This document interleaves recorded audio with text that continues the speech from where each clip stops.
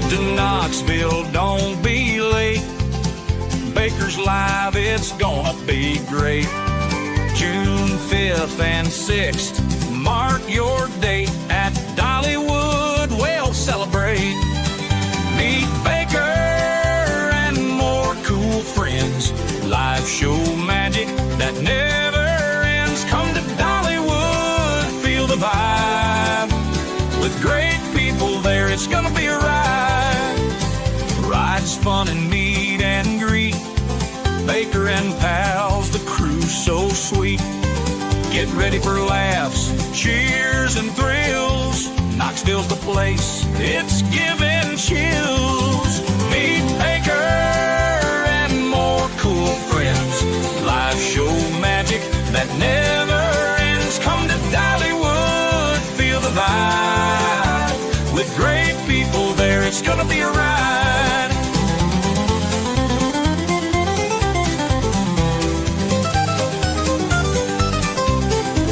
June 5th and 6th, don't miss the fun. Meet Baker and friends, it's second to none.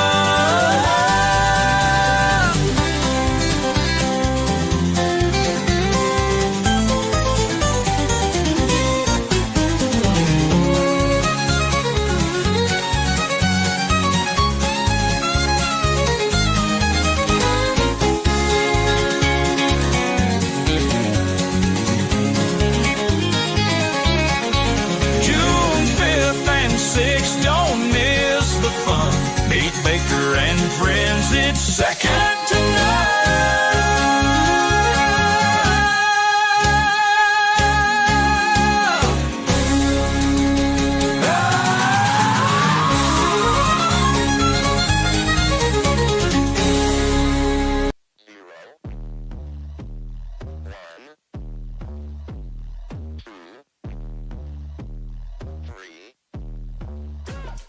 Let's get started.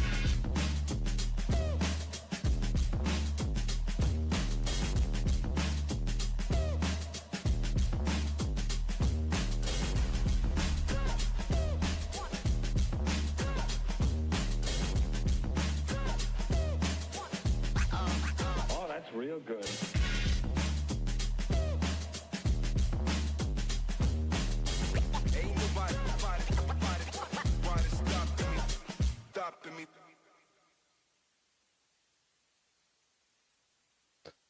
Welcome back, everyone. Hope you had something to eat.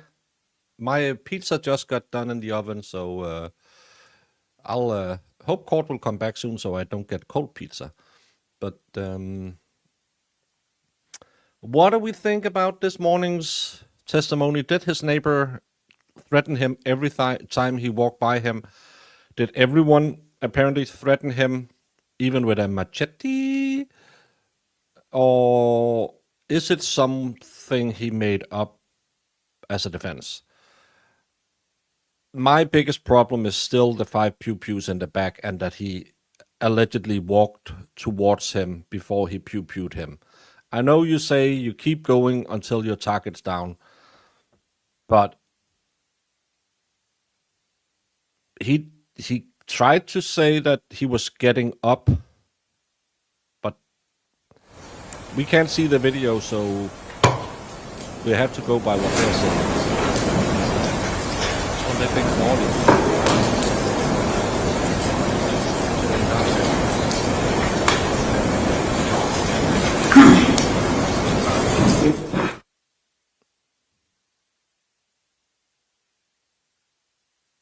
Let's try 5.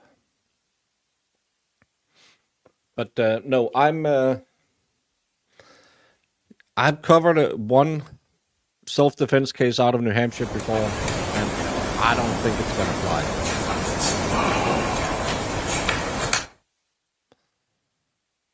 Are you coming back or you're not coming back? Hey, 80s. But I don't know. Do we think they're gonna call other people?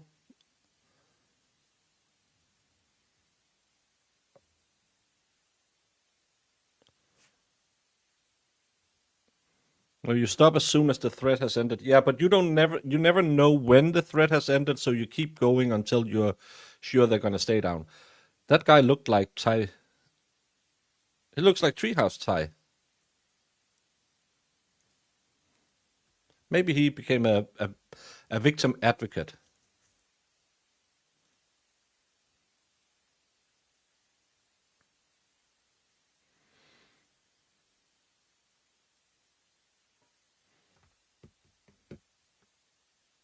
And I don't get, he's not shackled, so why does he have to be on the stand when the jury comes in? It's not prejudicial towards them.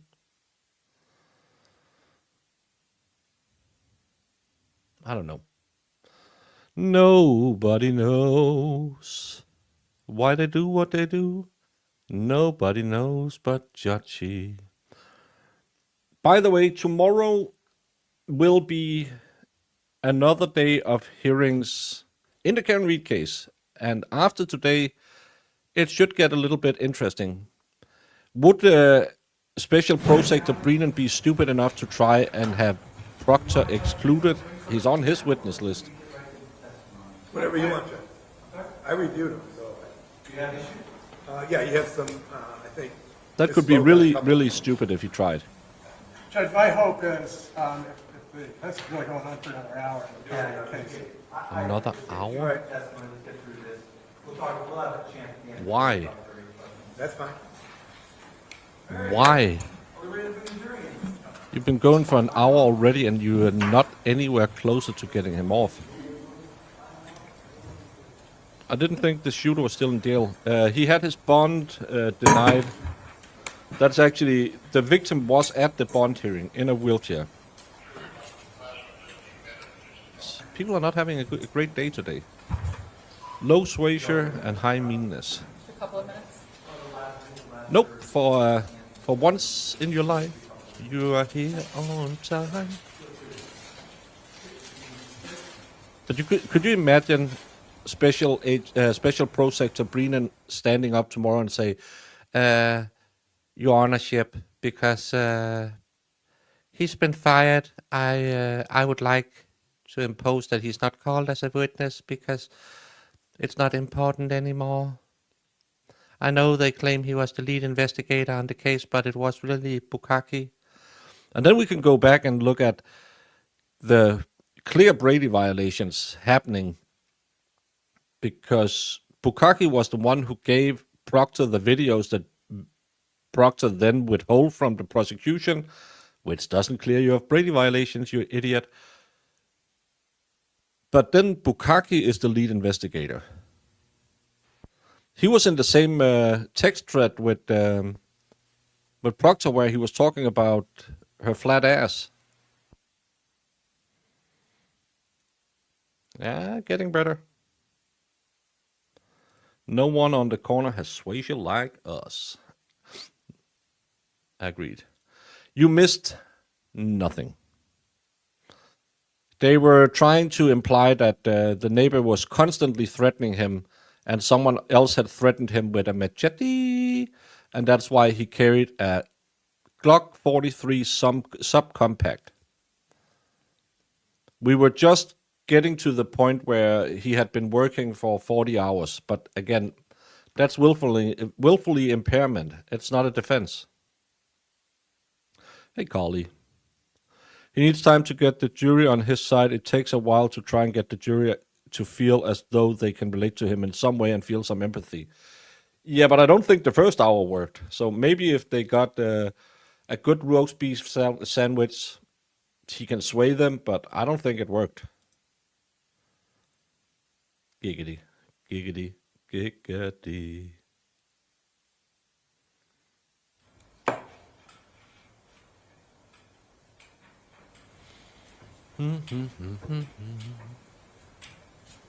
Get going so I can get my dinner.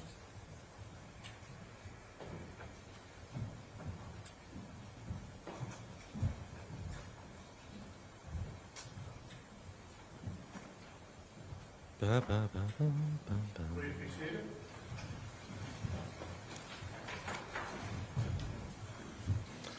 Yeah. But Mayor, Thank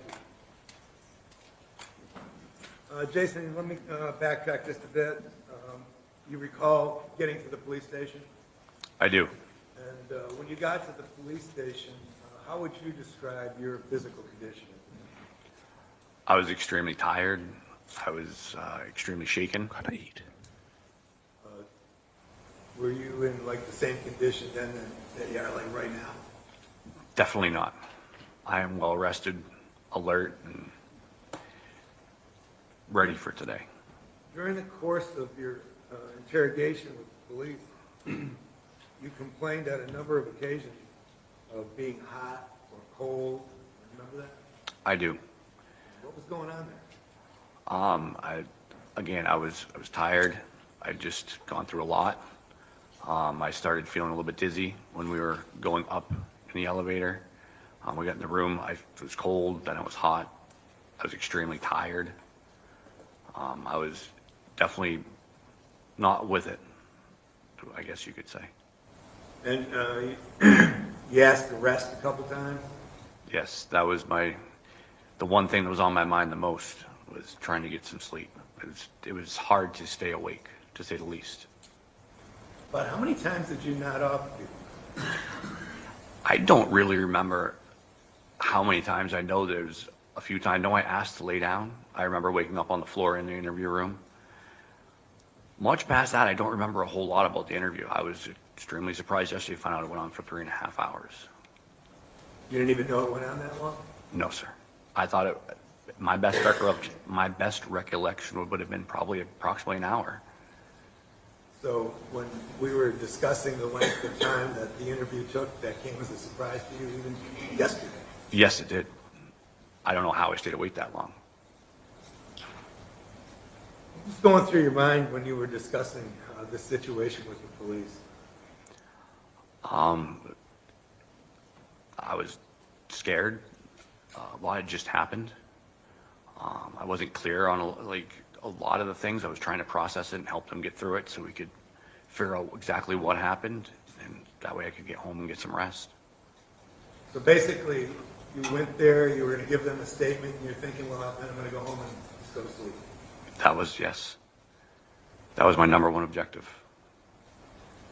Now, during the course of the interrogation, The defense has the right to put on the defense, and I get spicy because he can just talk himself into just as much trouble as he can talk himself out of. you pointed out to the police that you had video cameras. Remember that? I do. And why'd you bring that up to him? We were talking. We had talked about another time when I had talked about a video camera capturing something in my house, and they said, "Oh, you have cameras?" I said, "Yes, I do." And they asked if they could get them. I said, "Of course you can." I gave them the location of where they were at, and I gave them password to access them. So you actually gave them location and password access to the digital material. Yes, I did. I have 2 different hard drives. I have one in the garage, one in the house. I told them exactly where they were, and I told them the passwords for both of them. Why did you want them to have that? Because I was having a hard time clearly remembering all the events that transpired, and I knew that the videos would help clarify that for them. And is that why you were sitting there for this interview to start with? Absolutely.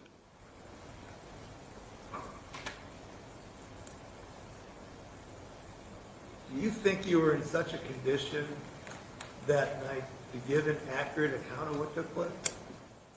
I don't think so. I was extremely exhausted. Again, I was extremely surprised that I was awake for 3.5 hours at the police station. Well, I guess I wasn't awake the whole time. I did take a nap or two, I was told, but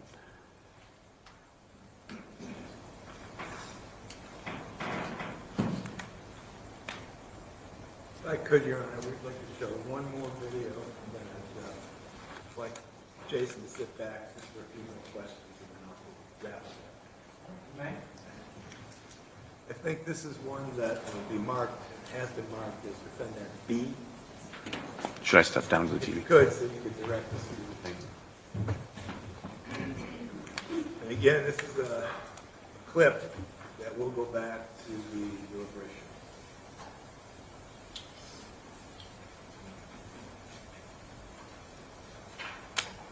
I'll ask you questions, Jason, as we move along, if need be. Okay?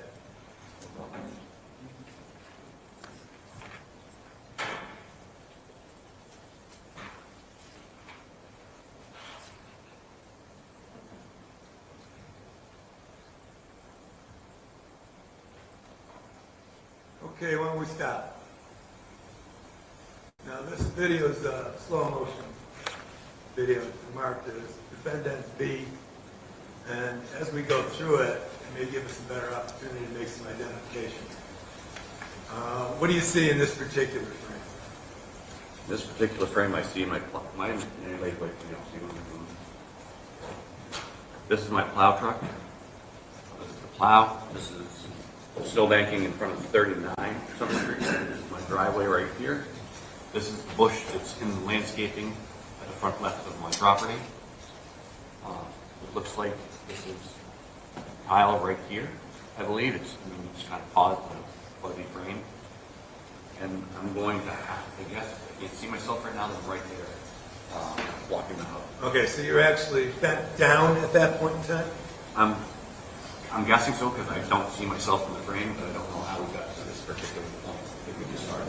Yeah, we can go right back to the beginning. Okay. Go right back. Okay, here we go.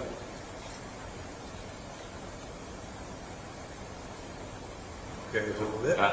There's my header. So I'm hammering down at the hub, and that's tile approaching me right there. Okay, so you're actually in a position where you're kneeling or crouching down, and he is erect and walking toward you. That's correct. From looking at this, it looks like my view's partially, probably blocked by the flowers there. Okay, yeah, you got that wing flower. Right. Okay, why don't we get it going? And Now I'm stop. standing up. Right there.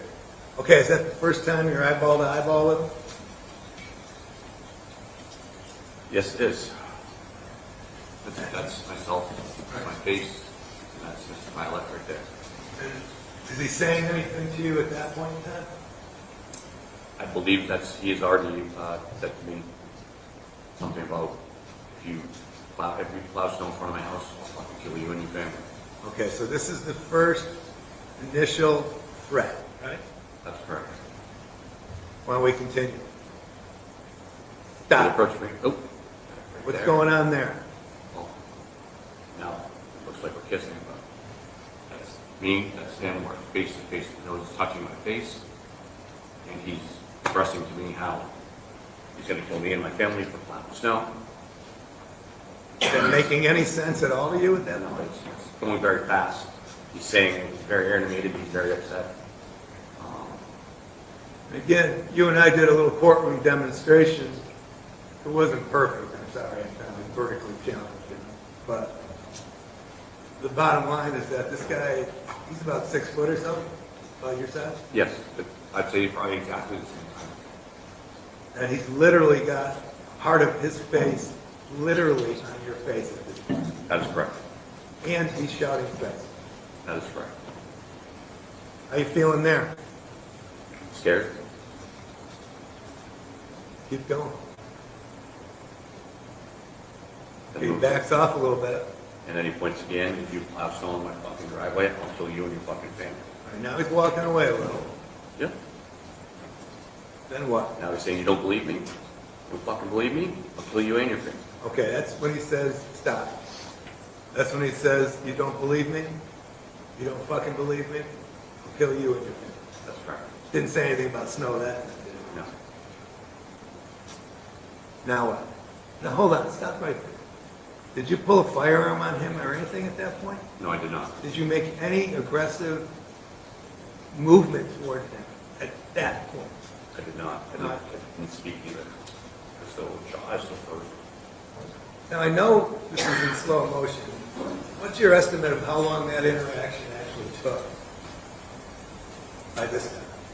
Maybe 2 seconds, 5 seconds. Why don't we keep going? He's walking back now. And now he's walking away. Yeah. Keep going. Now what? What's he doing there? Stop. Again, he's pointing, if you put stone in my driveway, I'm gonna kill you and your family. All right, so he's making that threat again. That's correct. Keep going. No making arm gestures. Stop. Yeah, I'm gonna kill you and your family. How many times do you think he said something like that? What did you? Keep going. Okay. Pointing again. Stop. You don't believe me? He said what? You don't believe me? Now what? Go. Now he's walking away. Right. He's moving, he's Now saying, what? I'm not exactly sure if he's saying something at that point, but he turned back around towards me. You can see him coming towards me. Right. Pulled my firearm, and I shot him. Thank you. Should we say this?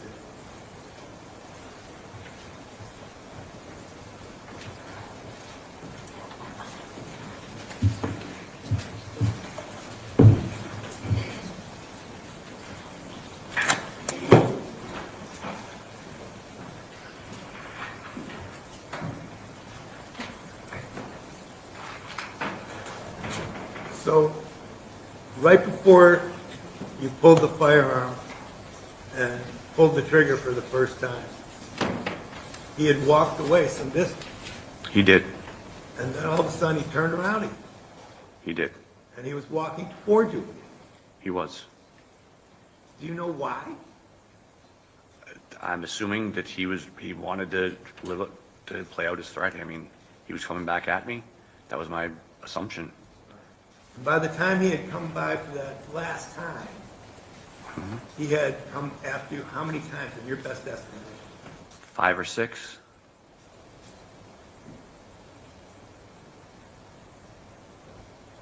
I think they asked you in your interview whether you had aimed for any particular spot on his body. I believe they might have. I'd have to reference the interview, but I believe it was a question they asked. But I mean, right now, is your best recollection, were you taking aim at any specific part of his body? No. What was going through your mind? What were you trying to do? I was just trying to neutralize the threat. The person who was coming at me, threatening me, I just wanted to stop the threat. I wanted to protect myself and my family. Now, you saw in that first video, not this one, but the first video that once you got hit, you got down on the ground and you were scrambling around. I did see that. What was going through your mind then, if you can recall? Again, what was going through my mind, what I can remember at that time, was it's like the TV shut off, then it came back on in a flash where I saw him on the ground, getting up on all fours and starting towards my front steps. And that's when you discharged the firearm again? That's when I discharged the firearm again.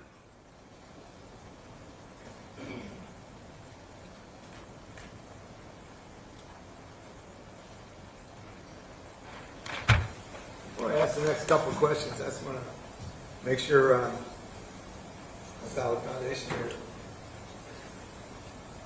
Some folks have been in the service and have had actual combat experiences. Are you one of those kind of people? No, sir. Some folks, fortunately or unfortunately, have been engaged in actual combat situations where they had to discharge firearms at other human beings and strike them. Were you ever in that kind of situation before? No, sir.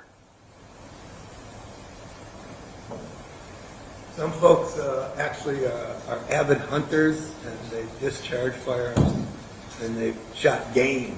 Have you ever shot even like a chipmunk in your life? No, sir.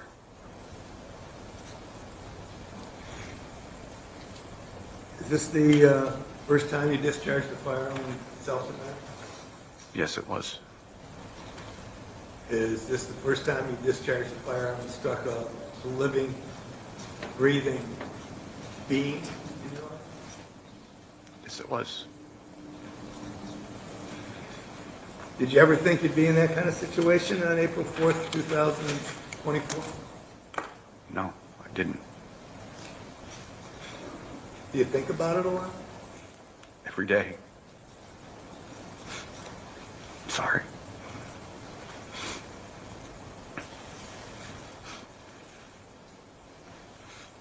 Did you ever that day ever think you'd ever hurt somebody as badly as you did? No. Let me ask you some bottom line questions. I'm gonna let you go, okay? Okay. Prosecutor can ask all the questions. Did you go out there that night and try to kill Kyle Violette? No, I didn't. I wish he would have just gone home when he first started walking that way. Were you trying to inflict serious bodily injury on him or bodily injury at any point in time? Is that your intent? No, it wasn't. I just didn't want him to hurt me or my family.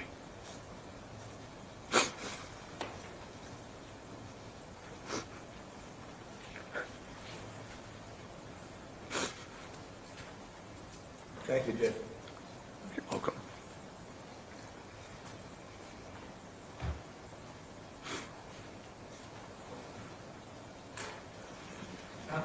No, I don't. You know, maybe tell me. Well,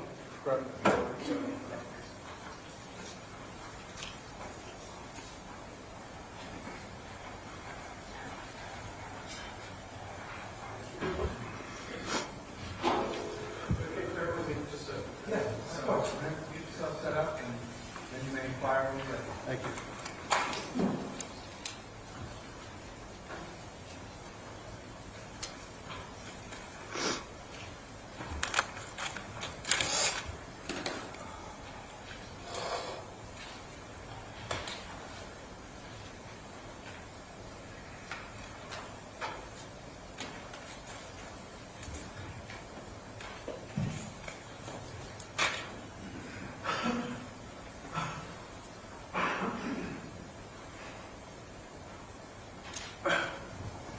Mr. Levesque, it's certainly obvious by now, but I think I already did an introduction. My name is Jacques Ricard. I do have questions about some of the things you've heard, some of the things you did, and a number of the claims you've made, both to the police and today. Those will be the areas of my questions. Absolutely. But before we get into, what happened on the 4th and the facts of this case, you brought up with your lawyer a prior incident that I want to talk about. You've made this claim today that 6 months before this happened, back in October of the previous year, you had an incident out in front of your house. Somewhere between October and November, that's correct. Approximately 6 months before this happened. Yeah, somewhere around there. Just to be clear, you indicated today that was this person out in front of your house was Kyle, right? That is correct. But here's one of the questions I have, is that when you were meeting with the police on the 4th and the 5th, you said you'd never seen Kyle before that date back in October, right? Not to the best of my knowledge. But you also said on the 4th that you couldn't even pick him out of a lineup, right? I'd have to look at the transcript. Sure. Judge, may I approach? I'm going to show you what's been marked as a State's Exhibit 29. Sure. And I'm going to direct your attention to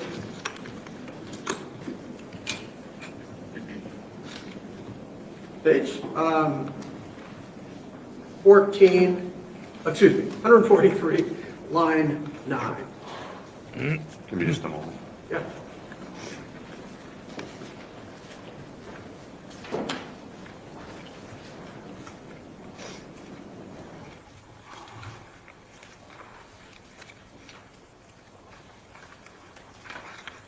Page 143, line what? Yeah, so let's start at line 5. You say, look, this is to the Detective Garson. Line 2, you don't even know his name? No clue. And you go on to say, I've never had an interaction with him at all, ever, in my life. And you went on to say it at line 8 and 9. Yeah. And this is on April 4th. I wouldn't be able to pick if you said, here's 3 people, pick one of them as your neighbor, I honestly wouldn't be able to pick him. Never seen him before. And so on the 4th, you couldn't pick out from 3 photos, Kyle, Violet, but you're claiming there was some incident 6 months earlier involving Kyle. Yeah? That is correct. I also claimed I was surprised I was awake at that time. Pardon me? At this time at the interview, at page Yeah. 143? Yeah. Yeah, I was surprised I was even awake at that time. Okay, so your explanation for explaining to the detective Yeah, that you he's wouldn't very even be able to sleep-deprived at recognize this time. Kyle is that you were tired then. I'm guessing I don't remember this conversation. However, if it's there, then I said it. Okay, and it's true, you didn't have any prior interactions with Kyle? Before October, November? No, I did not.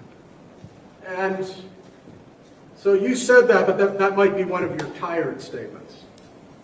Yes. Okay. You also just claimed to this jury that, you know, it was this prior incident where he said I'm a rat and he threatened me, that caused you to get your video cameras. That's what you told the police. Excuse me, that's what you told this jury today, correct?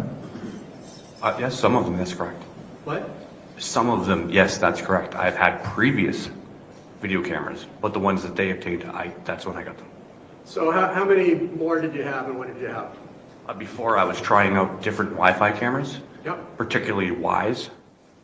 I had an issue with internet where they didn't connect all the time, so I went to closed circuit setup. Okay. Just to be clear, you did not claim to the police, you know it was this prior incident that prompted me to get videos. You just referred to having videos, but back in July of 2023. That would be before the supposed incident next door. That is correct. That's when I had the Wise cameras. Okay. But that's not something you teased out with the police. I have that problem with names. I can see you and I know you, but I can't remember your name. Marissa keeps asking me when I say, can you reach out to this and this person? And she says, do you mean this one? Yes. I don't do names. I know the most important names. My own. You agree with me? There was a lot going on that evening. There may be things that I didn't think were important at the time. Okay. So this is just another incident where you didn't make a complete answer that might have been, you know, important to understand whether you really did react to a real threat in October. I'm not sure what you're saying, but Doesn't sound like he recommends Vice. What I'm saying, what I'm asking is, look, you explained to the police that you had video back in July of the previous year, correct? that is correct from a Wise camera. And now you're claiming to the jury, oh, I got video after the incident in October, correct? I did, because I was having trouble with the other system, so I got a closed circuit system. And claiming that you reacted to this prior incident by getting more video is never something that you told the police, correct? I don't recall if I told them that or not.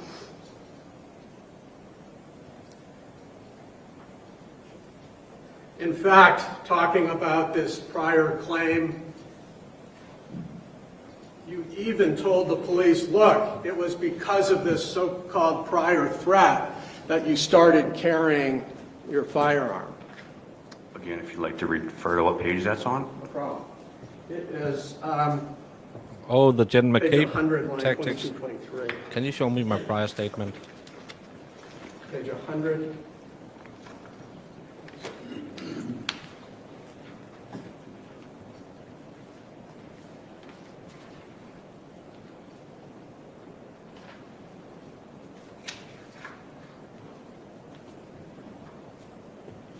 And just, Line 23, you say, ever since that day, and the so-called prior threat, that day that he threatened me, I don't leave the house without him. And Garson asked you, had you carried prior to that day of this so-called threat? And you said, no, not really. and again, I don't remember saying that, but obviously if it's there, I must have said it. Well, not remember saying it now, You agree doesn't mean that was your claim to police, right? You did claim that to the police. If it's in there, then yes, I All did. right. And so what you didn't say is, oh, you know, I actually started, you didn't admit that you had actually started carrying a firearm well before any so-called encounter in front of your porch. It was the machete incident. That is why. Again, the evening that this took place, Yeah, I was not in the best state of mind. understood. Okay. But you'd agree with me that you made it sound like there was a prior incident that caused you to take precautions like carrying a firearm, and that's not true. The prior incident with Mr. Violette, or the Yeah. prior incident at Home Depot? With Mr. Violette. That was not the reason why I was carrying it. Right, but that's what you told police. You made that claim. I did in that, yes. You made the claim. The way he said it, yes, you had to defer from it, but he did say support. So you could say, well, but again, Hank Brennan has to correct the record a lot of times.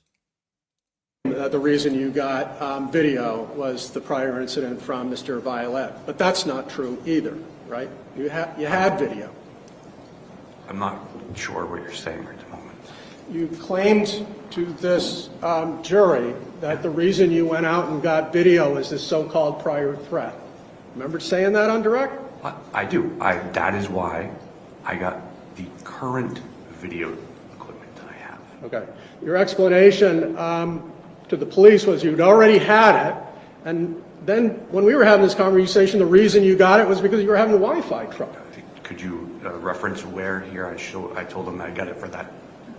No, I'm just saying that you referenced it in July, which necessarily means it was before you had a incident, so-called incident with Mr. Violette in October. In July, I did have Wi-Fi video cameras on my property.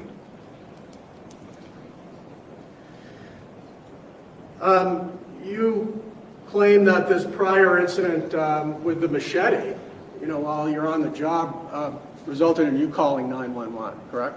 Actually, no. My manager, Mike Kelly, called 911. Okay. Hello, Bumper. You reported it to somebody. That is correct. And did he tell you he was calling 911?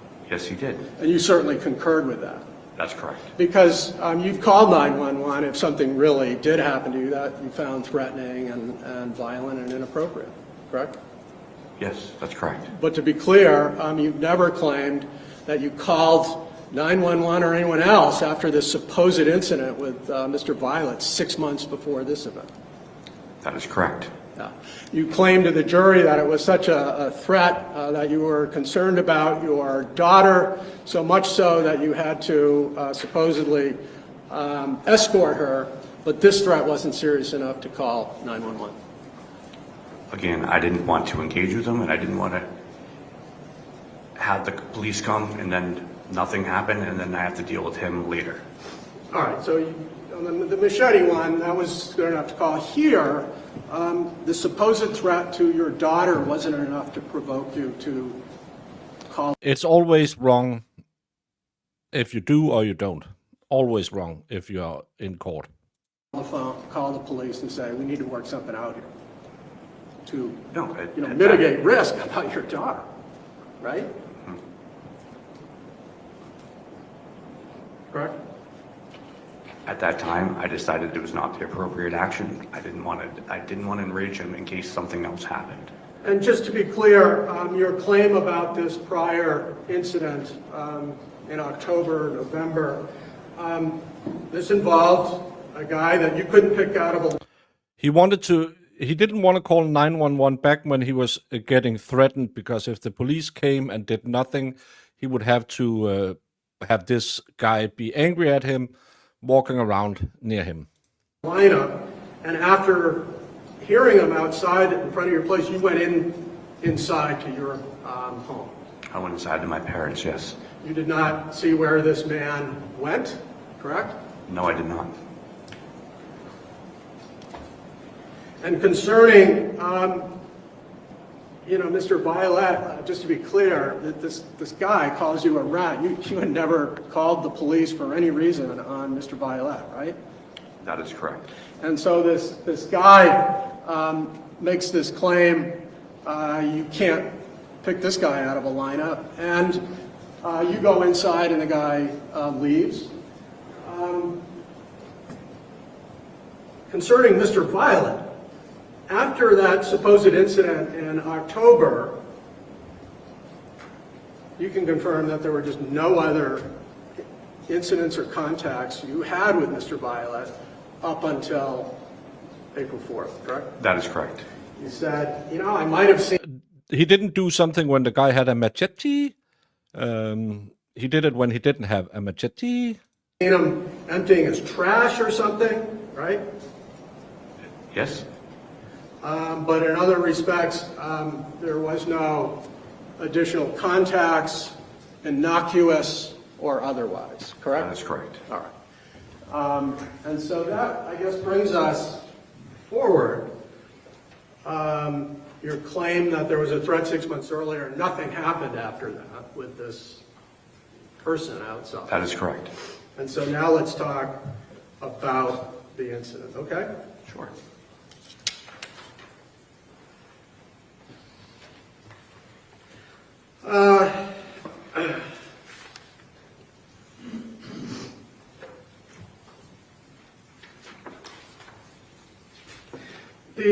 It sounds like there's really no dispute. I mean, we've seen it on 4 different camera angles. You just walked through it. You came home after picking up your daughter at That's work. correct. You took, I don't know, 3 runs towards Mr. Violette's home at 43. That's correct. And you would explain to the police, you know, your perception of that event was, you know, pretty basic, right? I believe so. And so this is a, you know, an area that I want to get After into, the but, argument yesterday, I don't think so. you know, at the sequence No, he didn't do anything when he had one. That's earlier, and he didn't contact the police back then. of events, but let's start at the very end, because I want to revisit something you said. You got into your truck after shooting Kyle, right? That is correct. And your claim is you got into the truck and pulled into your driveway and you made a joke. I did. That was Your claim to stupid this mistake. jury is you made a joke to your daughter, I did. 19 at the time. Yes. Should I run? Yes. And you suggest to the jury, to this court, that was to make light of the whole situation? To lighten the mood, yes. At that very moment, Kyle is 30 feet from you, dying in the street. Yeah? That is correct. And you want to lighten the moment is your claim? Isn't it true that even in your state, you were struggling with the basic notion of what you had just done? That is correct. You told the police, let me just make sure I'm accurate with this, at 20.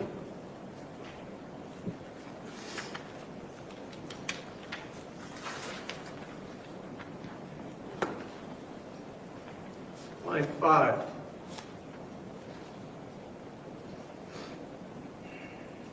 This is in the after the fact. Sorry, I missed the page. What was the page Yeah, number? 20, line 5. On what You're page? What? What page? 20, line 5. Oh, 25, I'm sorry. No, my fault. Okay. Page 20, line 5. Thank you. You're talking to Garston, and you say, thinking back, and you're looking. This is one of those statements that always sounds bad when you get it read back to you in court, but as I've mentioned many a time, my dad was a firefighter for 40 years, something like that. The stories he told me, they used to get over stressful situations, bad situations. They didn't go looking for stuff in people's cell phones. They used dark humor.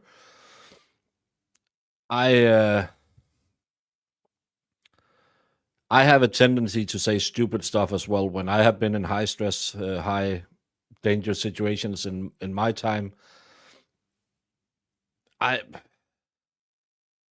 Some people just say stupid stuff, but it's always wrong in court.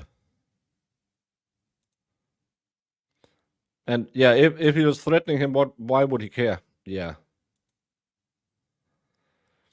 Yeah, gallows humor is a thing, and it's a coping mechanism. I knew a guy who was deployed in, can't remember, I think it was Bosnia, and they got shelled like 72 days out of the 180 they were there. And he said, in the end, the things we did and the things we said, it was just plain crazy. But you're living in this constant bombardment. You just switch into, I have to protect my sanity mode, and we never know how we react until we are in the situation. Some people will, like my buddy who's a prison warden said, you don't know if you can handle the job until you've been punched in the face for the first time, because it's such a shock to your system that either you hunker down, get through it, or you'll just collapse because you can't take a punch to the face. We don't know what would happen. I had it when I was in politics, when I got anonymous death threats. I didn't care. I was like, I think he misspelled my name even. So I made jokes of it and said, but other people got scared just if someone called them and yelled about something they felt the city council had done wrong. We're all different people, and some of us have a really bad humor. Luckily, Jamie isn't on stream now because the amount of times she's looked me in the eyes and said, I'm going to unalive you, and she cackled like a hyena. Looking back on shooting him, and you say, you know, I made a bad decision. And you struggle with it. I don't know if I made a bad decision. This is the moment and the issue you're claiming you made light of? That's correct. You start by apologizing to Kira, saying, you know, I'm sorry. Yes. And isn't it true that not in a light, frivolous effort to lighten the mood, you were really concerned that you'd made a very bad decision, and you asked her whether you should run? I was not looking for guidance in that. Like I said, it was an ill-made joke. And she I was not- responded to you, didn't she? She said, not, ha ha ha, that's a good one, Dad. She said, no, you shouldn't run, in a very serious. That's correct. And you responded again and said, well, what should I do? That wasn't a joke, right? I don't remember that. You're not saying it didn't happen. I don't recall. You recall talking to Kira. I do recall talking to Kira. And you're saying you don't remember saying... No, it's a stupid your joke. question, well, what should I do? You should stay. This is your path. I don't know what you should do, but this is your path. Remember that? I do not remember those words, no.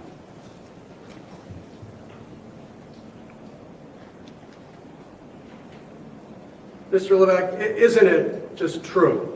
I mean, as a matter of common sense, you asked Kira whether you should run because you knew what you did was wrong and you didn't want to face the consequences of it. That is incorrect.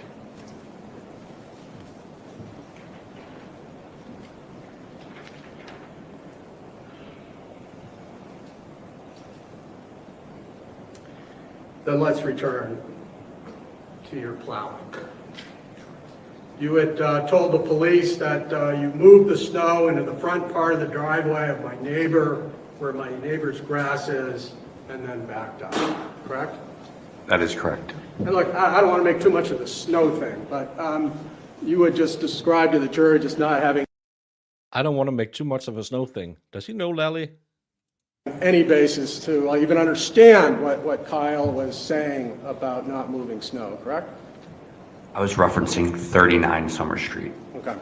And so you can confirm, though, after the, quote, first snowstorm of that year, Kyle had approached you about putting snow on his property, and the response was, hey, something to the effect of, look, it'll melt. That's incorrect. I've never had a discussion with Kyle before that evening about snow. Did somebody else do you know whether anybody else in your family did? Not to the best of my knowledge. Like Kira? Not to the best of my knowledge. Okay. So your claim is that there hadn't been any discussions about where snow was to be deposited or not, right? Could you be a little more clear about exactly what you're talking about and when? Yeah, at any time prior to this night, there hadn't been any discussions, any disputes about where you put snow with respect to Kyle's property. With Kyle? Yeah. Not with Kyle, no. About the snow thing, baby. There had been this issue that you brought up about snow next to your maple tree. That is correct. Not with Kyle. Okay. But it happens that Kyle came out while you were, we can agree, still in Yeah, it was for his daughter, and she now carries around a bunny and strokes its ears in a suggestive way. the middle of this plowing operation. That is correct. Okay. You described to the police and to the jury getting out of your truck to manually adjust the hub so it went into four-wheel. Yes. And that Yeah, because it's just going to be he said, she say, if you come in and say, hey, he's threatening me. No, it was this a-hole who threatened me. So good thing with cameras. I'm probably going to get me an outside cam just to annoy my neighbor who I don't like. you were going to back drag the snow out. That is correct. Wherever you were going to put that snow had just not yet happened, correct? I hadn't even backdragged the snow yet. So it hadn't happened yet. That's Wherever correct. you were going to put it hadn't happened yet. That's correct. And here's the next thing that happens. You actually see Kyle coming out of his driveway, correct? I saw Kyle approaching at some point. Well, he was in his driveway, correct?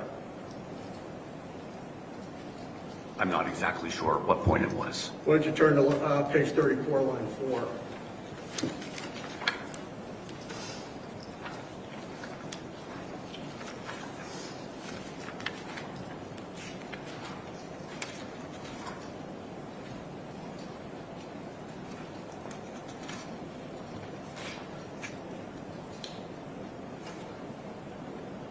Got it?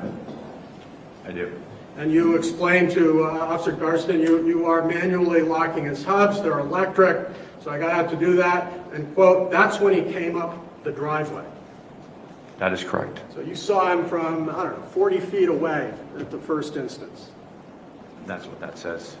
What? That's what that says. I don't remember that, but that's what that says. I'm sorry, you don't remember the first time seeing Kyle?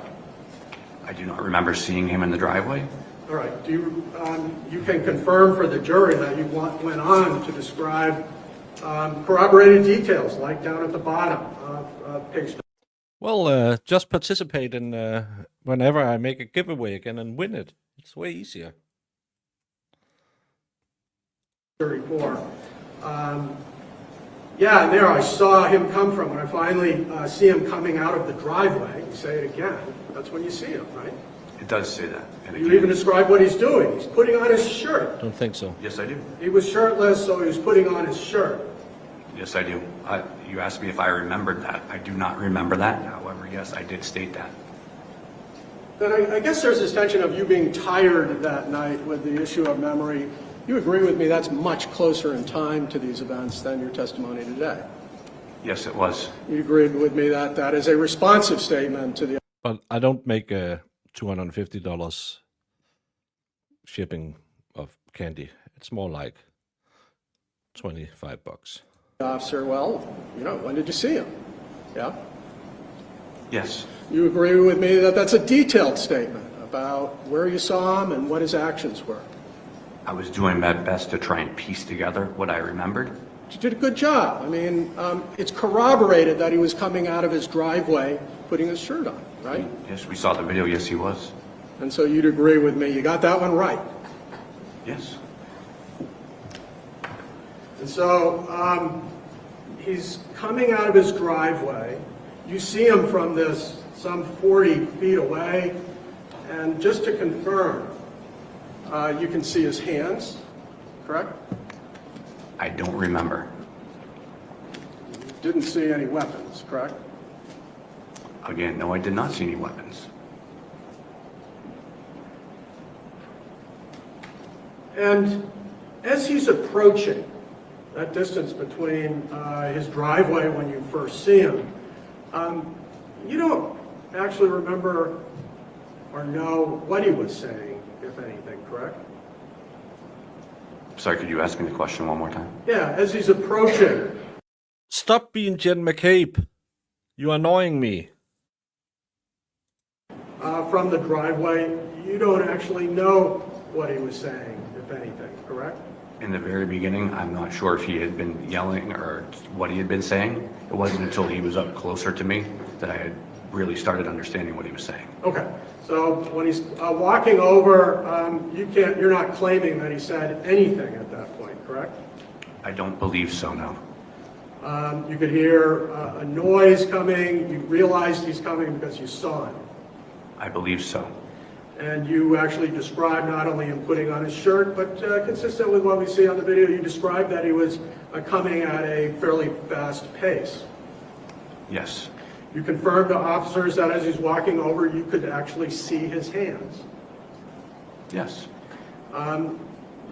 They asked you details about that observations, and you claimed you were able to describe that his hands appeared to be clenched.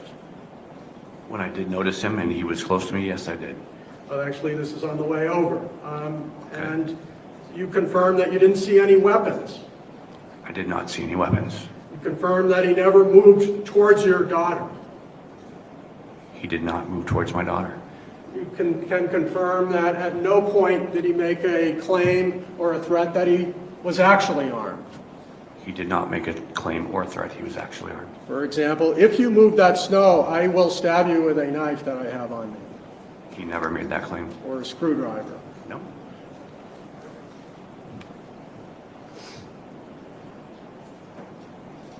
And here's what we can, now get into this first chapter of when he actually reaches you. You stand up, correct? That's correct. This is after you making observations of his pace, of him putting stuff on and not holding anything, correct? That is correct. And your claim is that what he says is, if you put that fucking snow at the end of my fucking driveway, I'm going to kill you and your fucking family. That is correct. And you explain to the officers, look, this is not a memory issue, this isn't a sleep issue, that's exactly what he said. That is correct. And on this point, you're not confused or lacking any memory, correct? That is correct. You use the term verbatim, it means word for word, right? That is correct. And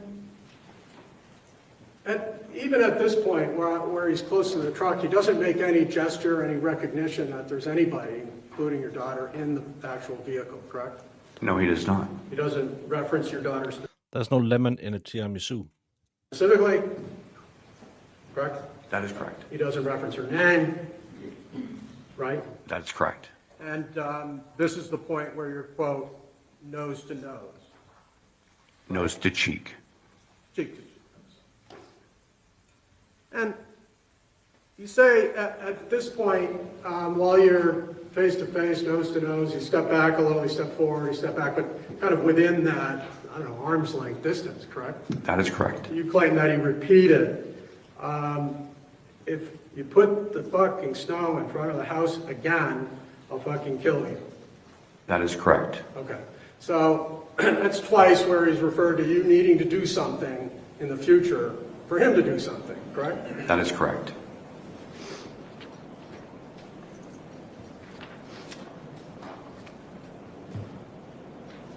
And then he walks away, correct? That is correct. And now there's a distance of 15, 20 feet between the two of you, right? I believe so. I believe there was another interaction before he walked that far away. If you'd like to reference the video on this, it'd be helpful.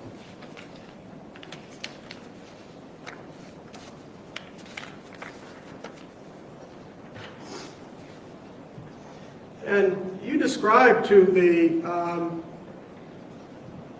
police officers the threats that were made about moving snow when you were face to face. That is correct. He then moves away from you, and you told the officers that, you know, I don't know if he repeated it again before he walked off, but he walked off, and then you described what he said.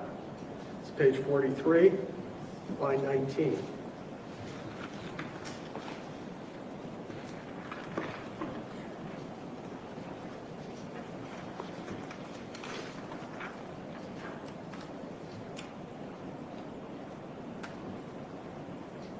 Got it?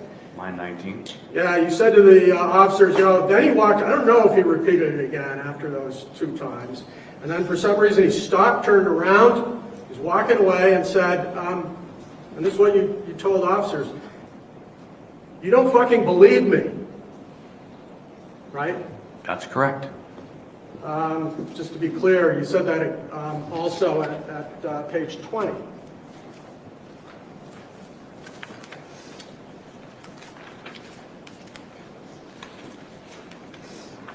Can't be tiramisu if it's not the Lines puzzle 3 and biscuit 4. dipped in coffee. Oops. Chefs.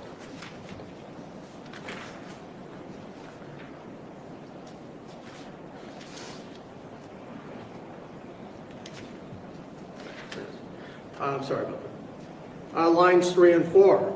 You described it, you know how the detective looped back, you know, asked you about a situation. So on line, Yes. at page 20, you said again, he started to walk off, then he turned around again, and he's like, you don't fucking believe me.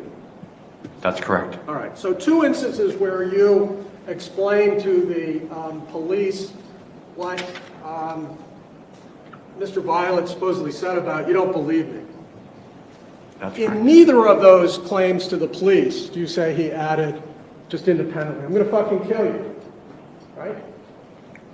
Not right there, but I think if we look further in it, you'll find that I did include that. Absolutely, you don't look anywhere, because every single time you describe him actually making a threat, it's conditional. That is incorrect. Well, you have told the jury what he said was, you don't believe me? I'm going to fucking kill you. Right? That's correct. Unconditional threat. Correct. Problem is, you described to the police twice, not once, but twice, Yeah. this claim that he turned around and said, what, you don't believe me? And never once said he made an independent threat. Not once. I don't know. I haven't looked through the whole thing, but I can assure you that he did say it. You just didn't tell the police about it.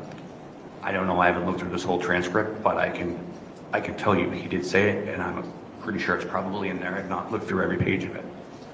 You're welcome to do that, but you agree with me, these are 2 instances where you specifically bring up that moment where he said, you don't believe me.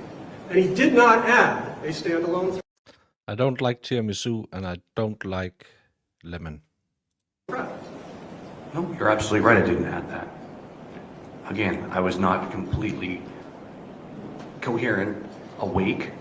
I eat like Jamie. Just give me some chicken nuggets and some sausage with the bacon wrap.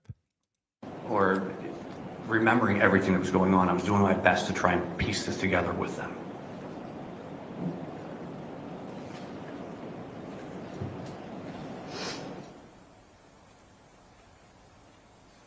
I have been more than honest about me not liking lemon for Described him all the time I've been on YouTube. having walked away. He gestures to the I don't eat bland food. I just don't like lemon. I don't like cream cheese. People think I don't eat cheese. I do eat cheese. Every time I end my stream, I go and have me a piece of bread with some cheese on before I go to bed. I was eating pickled chilies with iris when we were in Copenhagen. I do like a lot of flavor in my food. I just have certain foods I don't like. Weirdos. The snow in front of your place, you agree that he's saying, don't move that over to my place, correct? I believe so. Again, if you'd like to bring the video up and you want to talk about it, I'd have a better understanding of what point we're talking I about. only eat shrimp cheese. You don't recall, you just described him walking away, correct? Which he did multiple times, yes. He actually walks away once, and then he turns back towards you, and that's the moment I want to talk about. The first time, when because he was up close to me, he walked a few steps back and then came back to me again. Okay. Are we talking about that time? Yeah, no, that's the incident in front of the plow. Now, when he walks, as I think I mentioned, probably 15 or 20 feet away. Okay. I just want to make sure we're on the same. Got that? Yeah, Fair? that's fair. At that point, you say he stopped, turned, and walked back towards you. That is correct. He took a couple of steps towards you. I believe so, yes. And you then, at this point, brandished that is produced and pointed the firearm. That is correct. And you actually closed the gap. You walked towards him with the firearm. That is correct. You made the claim to the police that you didn't walk towards him, but that wasn't true, right? After seeing the video, that is what happened. Okay. Again, I was tired. Yeah. I was doing my best to help them. Got it. So this is another mistake where it sort of helps your self-defense claim. You claim to the police, I didn't walk towards him, but in fact you did, correct? I did, correct. And let's just be clear about this. We've all been here to watch this video, these videos, repeatedly, right? Yes. And you describe him having walked back to the front of his house and then turned and came back towards you. You drew That your is incorrect. firearm. That is incorrect. He never walked to the front of his house. He never left the front of my house. Okay, to the front of your house. I mean, that's a big deal. It's a big difference. It's two different properties. Absolutely, 100%. Thank you. You're right. So he makes it, as Don't I get think I testy. previously said, about 15 or 20 feet away That is correct. and turns around. And I think I tried it once. I like sour candy, but Sour Patch Kids is only for special sale in Denmark. I bought them when my daughter was pregnant. She was craving sour candy, so I bought it to her for her when I was in the U.S. Never got to try any of them.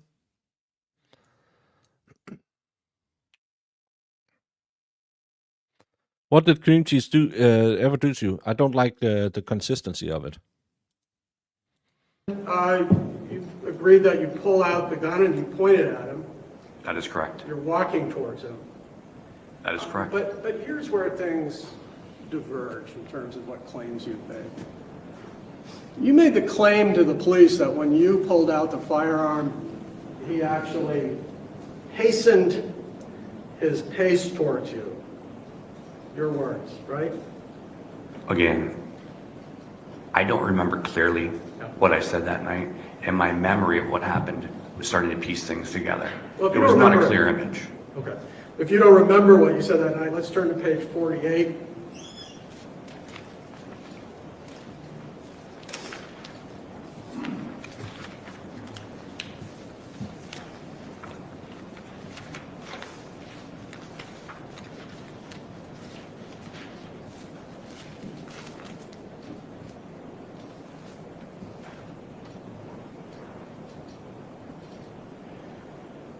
Line 10, line 9. When he started coming back at me again, I didn't want to I went and drew my firearm and I pointed at him. We clear on that?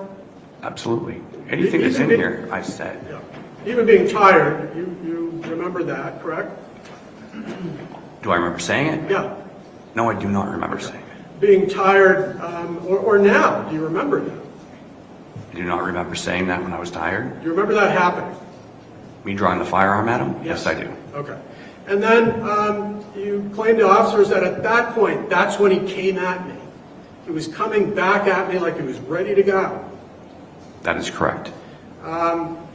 You said he approached you after you drew the firearm to within 3 feet of you.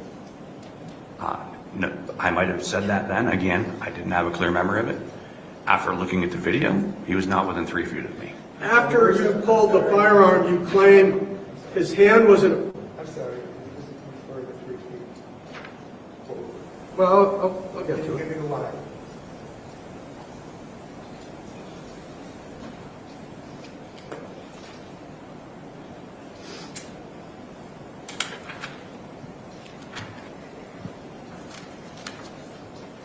Is there an objection? They are illegal in Denmark. You can't have a man bun in Denmark. Ask the girls, they saw no man buns while in Denmark. Objection to redirect. Well, I'll give him an opportunity. I have no objection to redirect, and I'd like to come back to that. He claims he was so tired that he misremembered, which you can do. Unless I can get a page and line.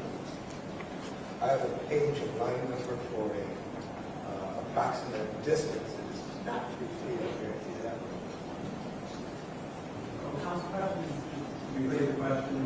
Sure. Let's move from this issue of what you observed him doing once you drew the firearm. Okay. No, it's a new You law. claim that he, as you just said, he was coming back at me like he was ready to go. That is correct. And Ponytails are allowed in Denmark if you are a librarian, you wear one of those Icelandic netted sweaters, but the original OG one from the 70s where you spill a little bit of your coffee on, and you must wear, we call them Jesus sandals, but those weird leather sandals that our dads used to wear in the 70s. Then you're allowed to have a ponytail, or if you're a woman. like before, he was kind of, he had a hand in a fist. Now he was coming at me like he was going to attack me, or he was going to take the gun. That is correct. And that you claim happened after you drew the firearm. That is correct. You explained to the officer, he was asking, can you be more specific? And you said, well, you can just tell if somebody's going to attack you, right? I would believe that's a reasonable. No, not Birkenstocks. Even though Birkenstocks are illegal in Denmark, or should be, when I become king, they will be outlawed. I hate Birkenstocks, especially ones who goes to the gym with Birkenstocks. No, the old Jesus sandals, like all the hippies wore back in the 70s. Assumption. And you said that his hands were clenched in a fist, but he didn't have any weapon, correct? That is correct.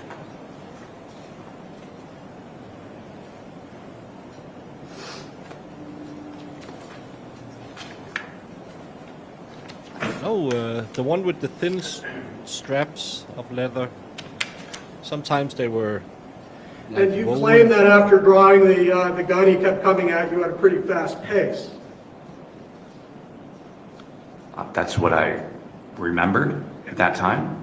In fact, you claim that he actually quickened his pace once the firearm came out. Again, that's what I remembered at that time, according to that statement. And you said that you could see the look in his eye, and that's when you knew you Yeah, had something to like shoot. a pair of gladiator sandals. That is correct. Here's the problem. You've just been referring to the videotape. Yep. When you drew the gun before you fired, Kyle Violette stopped. He didn't quicken his pace, did he? You've seen the video. After my gun was drawn and Yeah. just milliseconds before I pulled the trigger, yes, he did turn. Not even milliseconds. You drew the gun back almost at the plow. You closed the distance by some 1, 2, 3 feet. And during that time, you turned away from me. During that time, he was still approaching me. If you'd like to reference the video, I'd be more than happy. We will. It's totally in evidence. But your claim is that you bum rushed me while you had the gun, right? Never used the word bum rush. I don't even know what it means. Well, if you meet Zach and he says, I'm going to bum rush you, keep your pants on. Things like this. Jesus sandals.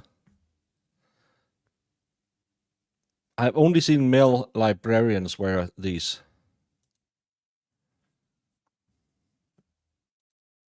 See the video where when at the evergreen tree, he stops and turns away. Well before I'm Again, pantsless right now. I don't have a clear time reference, but I know it was extremely quick.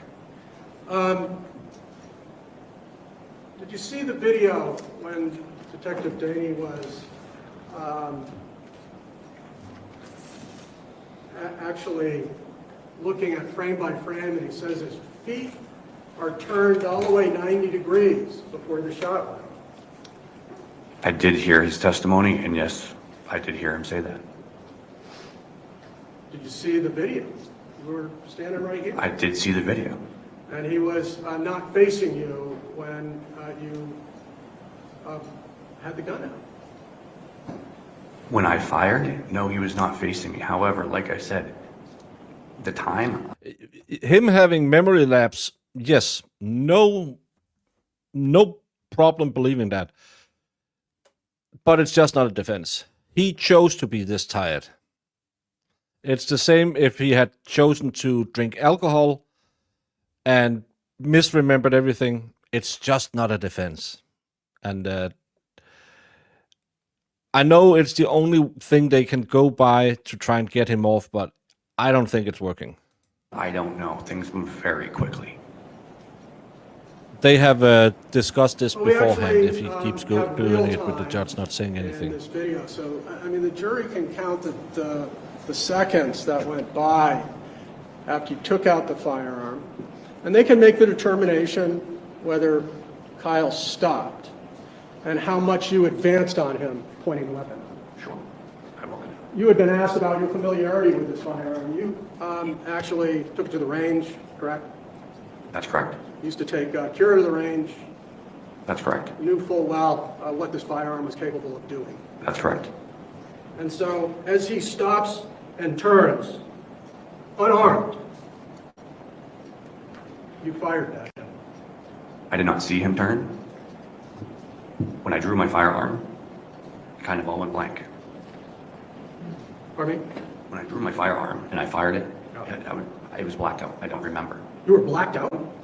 I don't have a conscious memory of what happened. You told the officers that that's when you pulled the trigger. You're absolutely, that is what I said in that statement. And again, I'll tell you, I was tired. I was doing my best to try and piece together the information I had.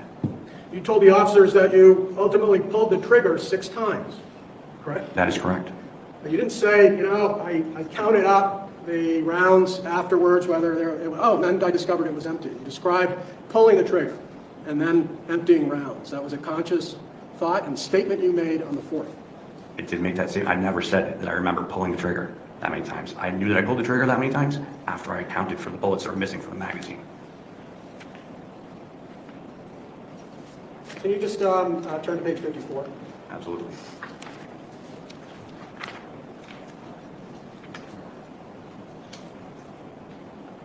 Line 11. This is after you pulled out the gun, Garstin has, so you start walking, he starts walking towards you. What happens next? As soon as I saw that look in his eye, I knew I had to protect my family, and I pulled the trigger. Yeah? Yeah, that's correct. Okay. You seem to have a memory of it there. You didn't stop and explain, no, I was kind of blacked out. I only inferred that I pulled the trigger. In fact, he asked, how many times did you pull the trigger? He said 6. So you fully emptied it? Yeah. That's correct. Who says otherwise, Sue? I'll send you after them. And you actually go on to describe. So the first one that I first shot, it hit him. Again, I don't have a clear memory of what I told the officer. I know that I was blacked out at the time. I was trying to put together what I did have for information to try and help him. Pardon me? What was that last part? I was trying to put together the information I had to help him. And you put together these details about Kyle responding to you taking out a gun with anger and aggression. Yeah? That's correct. That's your claim of what happened after you pulled out the gun? That is correct. You claim, you put together these details about Kyle advancing towards you, quickening his pace after you pulled out the firearm? That is what I said in the statement. That's correct. But it's not true, is it? It's not. What I saw in the video, Yeah. this is what I was trying, this is what I remembered at the time. That is correct. It's the claim you made, but you know it's not true, correct? Like I said, what I saw in the video Yeah. is what I explained to you. What I saw here is what I was trying to remember. Okay, I was extremely tired. let's just be clear about this. What happened in the video is true, correct? Absolutely. What you claim happened is not, correct? Sure. All right? Yes, what is here Interesting does not seem to be is what a appears big in the word. video. That was a lie, what you told to the police. No, that was me not remembering. Again, I was extremely tired. I was doing my best to help him.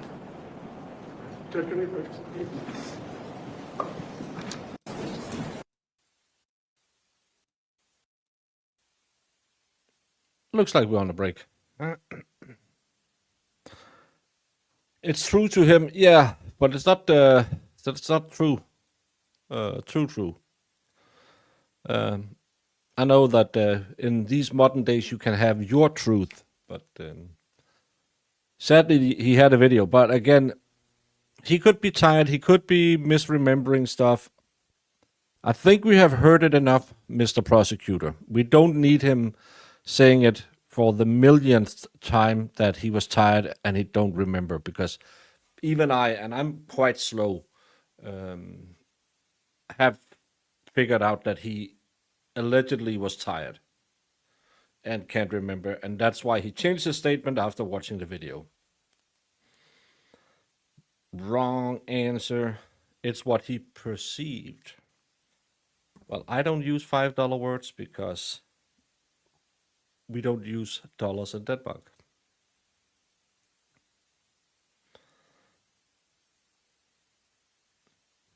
Well, you can never do that, but I still believe that he will be found guilty because the story just doesn't add up. I was so badly harassed that I had to buy personal protection, but I never called the police. A jury would sit there and think, why didn't you just call the popo? I just have a hard time with his explanation. Everything is because he was tired. I don't know, man. I've been tired too. I've forgotten things as well, but it comes off as he's combative. And I said it with the mom and the daughter of the victim. I didn't like the way they testified. They also seemed to have some very suspicious glaring holes in their memory. And his daughter had the same problem. When the defense asked her, she remembered everything. When the state answered, I don't know, never said that. I don't know. I might have. And it's the Jen McCabe. Can you show me where I said it? And I don't like that. It, to me, and again, we're looking at it from the perspective of the jury. When you have that attitude, you're sitting there thinking, why can you remember every single thing when you're asked by your side, but the other side, you never remember anything? It just comes off disingenuous. Don't admit it's a lie. Just say it's what I perceived. Yeah.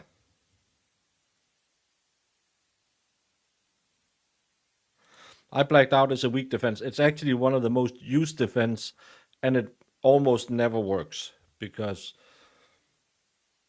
the murder case I had, well, I remember giving her the first slap, and then I remember knocking on the neighbor's door and saying something was wrong. Everything in between that, sorry, can't help you there. And this is a guy who made an ME cry when he saw the injuries to this young woman. So it hardly ever works, and it's always, well, I don't know. I was blacked out. I forgot. Maybe him being tired could show the cops they shouldn't have been questioning him at that time. Well, Slidey Pie, of course they should, because then your willpower and your intelligence is down when you're tired. They are perfectly allowed to do that, even though you would say, well, isn't that cheating? They are allowed to do it. It's his mistake that he was tired. He could just say, I don't want to talk.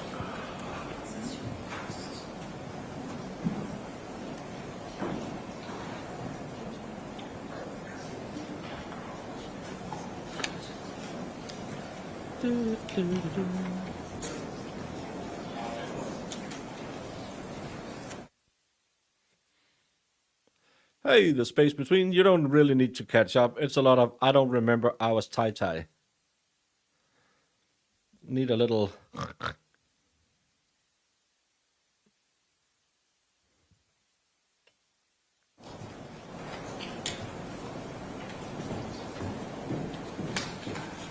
Can we get going? This court is Please rise, jury entering.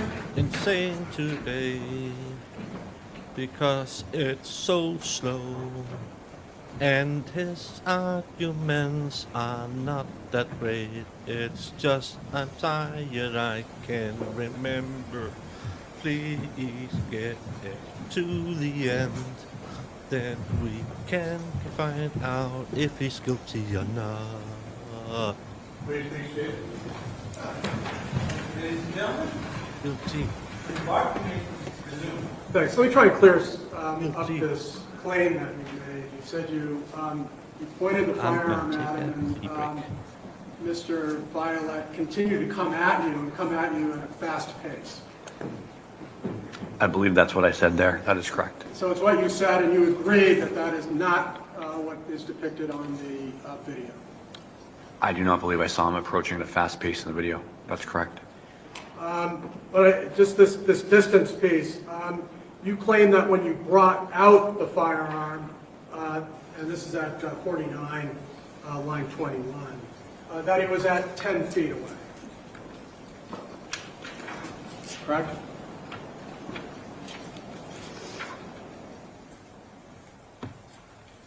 Yes, that is what I said. But that's the point you claimed when you brought out the firearm, and then you said he continued to close the distance by walking rapidly at you. Where's that? What's that? Where is that? That's what we were just talking about. First of all, you established about a 10-foot distance from when you pulled out the firearm, but you claimed to the police and to this jury that he continued to walk towards you, right? I claimed that right there when I watched the video. No, not right there. Repeatedly to the officer.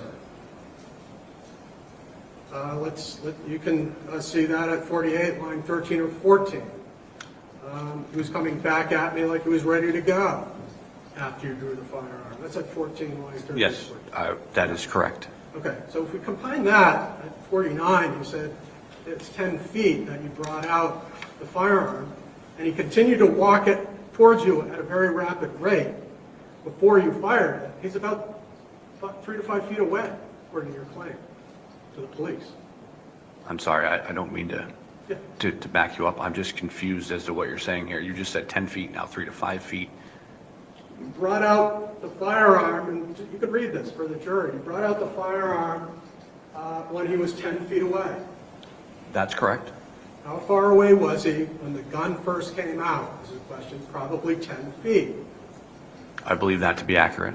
The police asked you, how did he react when the firearm came out? You said he actually continued to come at me, quicken his pace, appeared like he was going to attack me. So if he's coming at you and quickening your pace from 10 feet away, you don't shoot the firearm until he's about 3 to 5 feet away from you. That was your claim.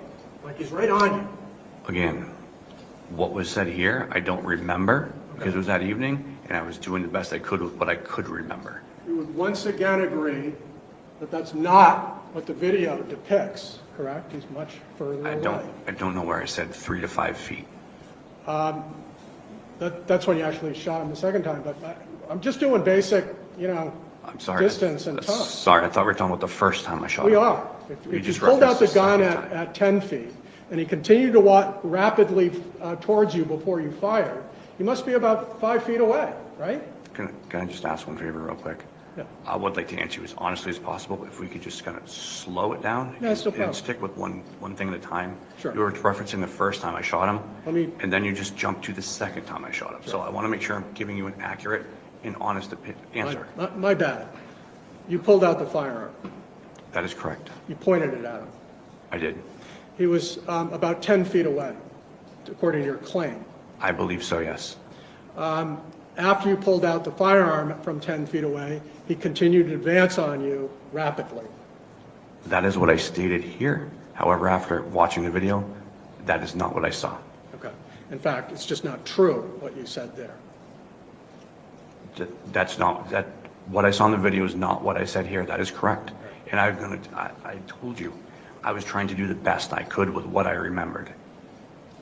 I just want to make this clear. Your claim that after pulling the firearm out that he advanced on you rapidly and aggressively isn't true, correct? Not from what I saw in the video. That is correct. Didn't we cover this an hour ago about how far he was from him? It is what you claimed happened to the police. That is correct. And so your claim was he quickened his pace, and that's why you actually had to fire the firearm. That is what I said in the statement. And that's not true. Not from what I saw in the video. You nevertheless fired the firearm after Mr. Violette stopped and turned away from you. Yes, I did. Your claim that you shot him as he was coming at you was not true. He was coming at me. You shot him when he had stopped and turned away from you. Again, if we'd like to play the video and see the time elapsed there, I mean, things are happening very quickly. We're not sitting in a courtroom in a perfect situation where things, we're talking about something that happened very quickly. So the time that it was there, I'm not 100%. But you've seen the video repeatedly along with us, and you'd agree with me. I'd love to watch it with a timestamp so we can see how long that really was. The jury's going to have that. Sure. Our question for you, without that, is whether you can adhere to the truth. Absolutely. Okay. You agree with me that Kyle Violette had stopped and turned before you fired the gun. That is correct. Okay. And so your claim that he was coming at you was a lie. He was coming at me. You're talking in a matter of 2 seconds, a second and a half maybe. I don't know, but what I saw unfolding in front of my eyes, the exact second that he turned and the firearm fired, we're talking milliseconds, maybe a second. So I'm sorry that I misstated it in the statement to the police. Everything happened very quickly, and I was doing my best to try and help explain the situation. You'd agree with me that you shot Kyle in the side of the head, or the front part of his head, and his jaw. From the evidence that we saw, there was a shot that happened. When it happened, I have no clue. You don't have any idea where you shot him? I have no idea when I shot him, where. You told the police that the next 5 shots went into the lower part of his body. I believe they did. And that actually happened to be, for the most part, true. You shot him in the buttocks, the genitals, the abdomen, correct? I believe so. And let's then talk about your claims about why you shot him 5 more times. The detective asked you, was it your intention to kill him? And your answer was, no, just to stop him, and this concerns the next 5 rounds. And that is correct. I've never wanted to kill anybody.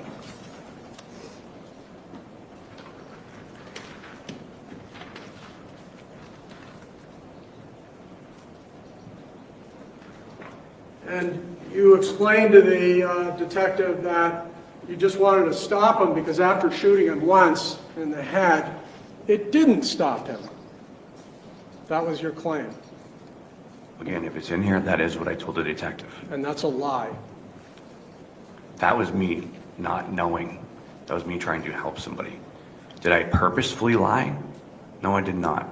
Did I maybe give misinformation because I couldn't put it together correctly in my head? That would be more likely. You described in detail the effect that first shot to his head had. That you said, I think it affected him as in he heard the shot, but it didn't stop him. You agree you said that? It's page Again. 111, 6 through 8. If it's in here, then I said it. However, is it what I remember? I don't remember what I said to them that evening. Well, does this help your memory that that is what you in fact said? It does not help my memory. Would you agree that that was what you did say, based on what you see, is an absolute lie? I'm not sure what you're saying. Well, you claimed that the first shot didn't seem to affect him. That was a lie. That's what I remembered, or I tried to piece together. What we saw in the video, that is incorrect. You said the first shot didn't seem to stop him. That was a lie. What I remembered was incorrect. You nevertheless, not remembering in this interview, continued to give detailed accounts of his reaction. It didn't hurt him. But that's correct. Whatever's in here is what You I said. claimed at the time that you did in fact have a memory of an observation. You said he flinched. Again, I don't remember saying that. I don't remember it's him flinching. The detective asked you, does he stay on his feet after that first shot?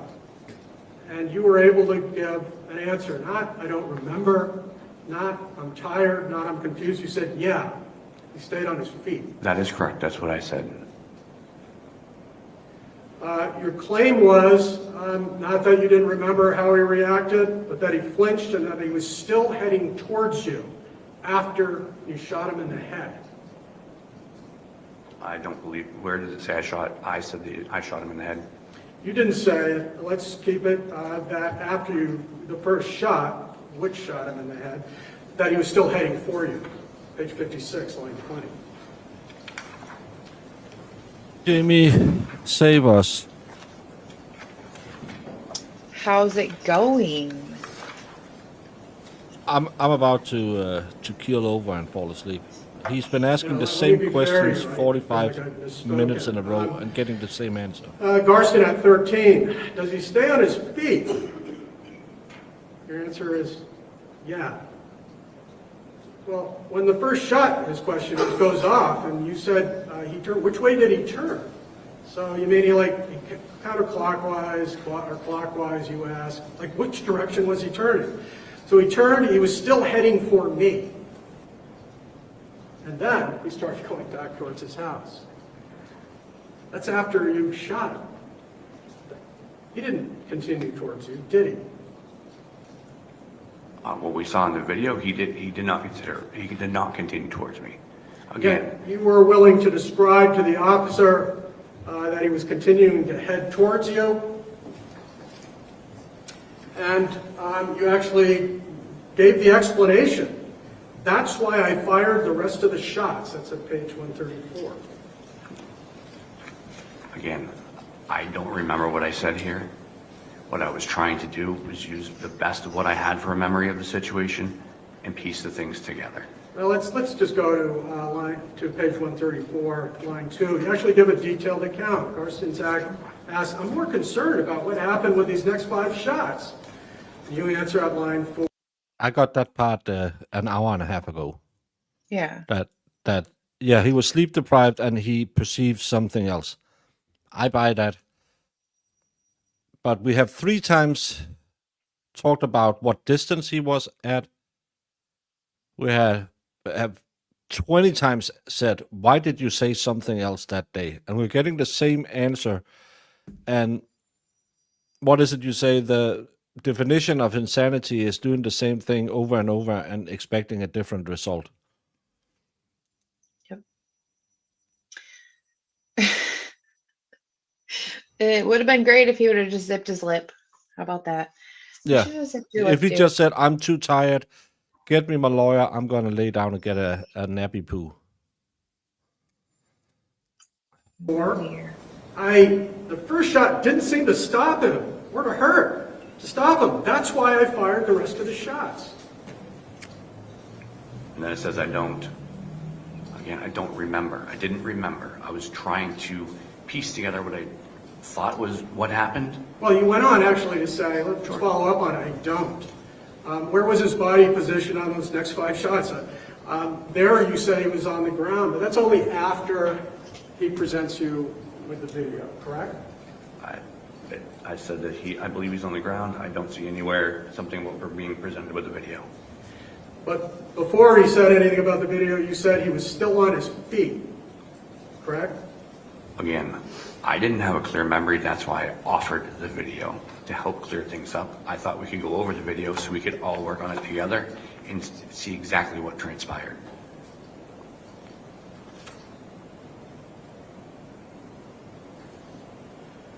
Jemima, can you do me a favor now? We are not doing anything. Rumors are starting to flood around the periphery on the twit that tomorrow's hearing has been cancelled. I don't believe that because that would have been on all the major free can read pages. But there's somebody talking about, but I don't believe it. You were specifically asked at 56 whether he stayed on his feet, and you said, yeah, he was still heading towards me. He took a couple of steps, and that's why you unloaded the gun. Your words, unloaded, at page 57.5.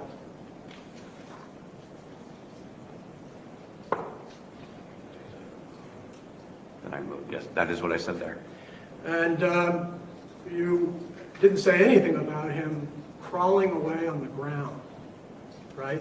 Again, I did not have a perfect memory of the situation. Well, not just not perfect. You said he was walking towards you, that he, after the first shot, took a couple steps towards you, and that's why you had to shoot him 5 more times. Again, what I said here Yeah. is what I was trying to remember at the time. And that at this point, you said the 5 additional rounds, you were standing 3 to 5 feet away, correct? Hey, AJ Raiders, welcome. It's still showing on the docket. Yeah, that's what I expected. It's just today has been a high rumor situation. I even heard a rumor that Doink the Clown had gone full free Karen Reed. Why are you? Stay off the Twitters. God dang. Well, I'm bored, so I'll go to the Hey, Gabby. And thank you, AJ. Jim, you should have been watching AJ today. Why? She's covering that, that really bad movie that everyone loves, Monster. That court hearing Netflix thing? Womos, one over. Oh, no, yeah. And she was talking about that she had the reason why she unalived them is because the fellas she unalived was entering the dark portal, and she allegedly had smacks with 250,000 men, but these 7 was the only one who went to the back door instead of the front door. That's why she did it. Well, I don't blame her. Words like anal screw was said. Hey, AJ. Can one of the mods drop an AJ link? People should follow her. Her exact words were her brown eye. Yeah. 250K is a record. I'm just saying it's a very, very sore roast beef sandwich. So gross. Yeah, but that's the continuation of the trial. That's the same we heard at the hearing. So people might be messing it up. Yeah, please go follow AJ. She is a wonderful person. Sadly, she has Zach as one of her mods. I don't know, where does it say 3 to 5 Yeah, feet? Zach as a mod. I feel the same way, Crispy.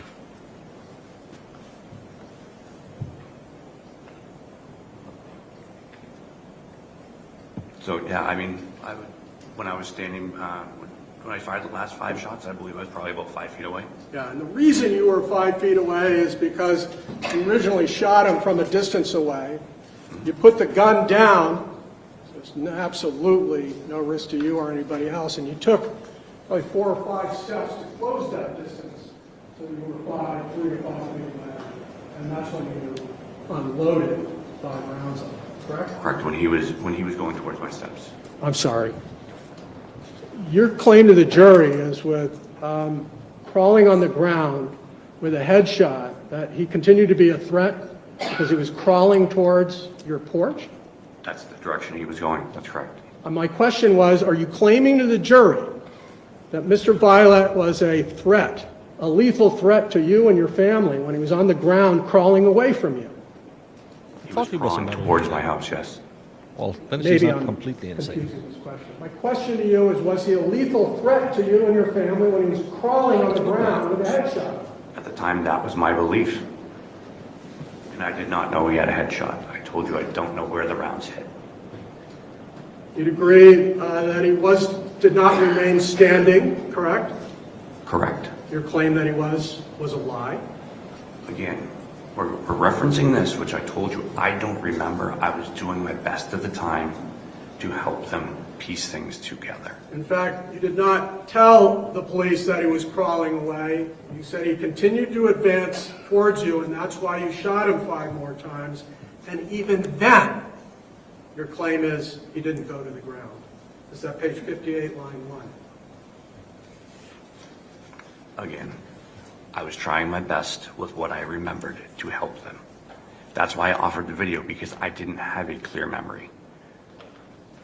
I'm trying to help you understand that.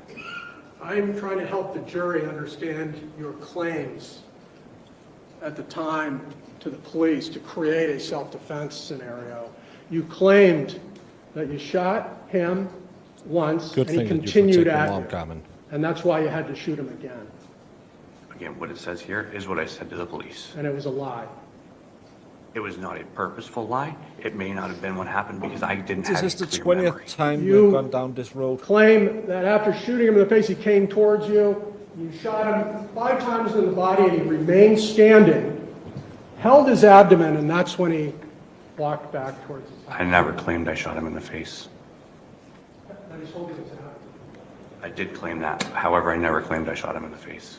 And that whole image, that detailed image you provided of him coming at you after he'd been shot, taking 5 rounds and merely holding his abdomen and turning and walking away is also a complete and utter lie. At the time, it's what I remembered, so that's what I told them. Your claim here is that, that As someone mentioned before, maybe they can see something in the eyes of the jury that that they are feeling just like us and thinking, "Oh, this is working." difference, the gap between him coming at you and him crawling away, bleeding on the street. Page 16, Exhibit 16, you'd agree that that is the blood trail that he left from you shooting him. That's correct. And this gap between, factual gap between him coming at you and him crawling away, it's just your memory that night because you were tired. That is correct. Your claim is that you were not trying to create perception from the police that this was a justified shooting by making that stuff up. Well, why would he make it up though if it's on video, guy? The claims you made that have no basis in reality. And the reason Because why he you're says making it was when he was tired and I was don't making remember. those claims to try and help piece together. Yeah, but he had the situation video, to so he help knew it was on police. video. Isn't it easier that you're Yeah, but making those claims? that's why he pieced said he together changed his so-called story self-defense claim? after he saw the video. I didn't know. I know, what but I get self-defense the claim whole was thing that of easy. like, Except not, that you explained to the like, remembering it a different way, officers what you're that because he was talking coming about. at Yeah, you, yeah. I needed to protect myself and my family. That was a lie, but it's self-defense, isn't That it? is not a lie. That is exactly what I was thinking. I'm sorry, I'm not an attorney. I don't know what a self-defense claim consists of You think until you I need to be started an this process. attorney to know whether somebody's crawling away, dying? Well, now we're talking about something different. Now we're talking about somebody crawling away, dying. You just said a self-defense claim. I can only answer the questions you're giving. Sure, but you used the actual terms of, I needed to shoot him, in order to protect myself and my family. That is correct. Okay. Except that he wasn't really coming at you anymore, right? When? When you pulled out the gun before you shot him, he wasn't coming at He you. was coming at me when I pulled out the gun. He wasn't coming at you anymore after you shot him in the head and he started crawling back towards his house. Again, I don't know when I shot him in the head. He wasn't coming at you when he was on the ground crawling away from you before you emptied 5 rounds into his body. That is correct. He wasn't walking away holding his abdomen after you shot him 5 times. That is correct. All of those claims were lies, correct? All of those claims were what I believed happened that night. As we saw in the video, that is not what happened. I may have more. Thank you, God.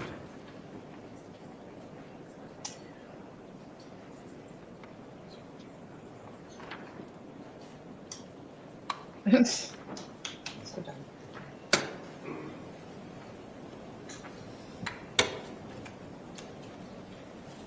Thank you, Your Honor. Those are my questions. Thank you very much. Can I actually just have a moment? I just want to gather some of my materials. We don't need recross or re-examination. Thank you. Sorry.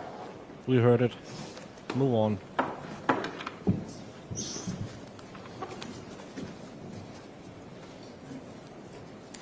Jason, let me ask you a few things that you definitely remember, okay?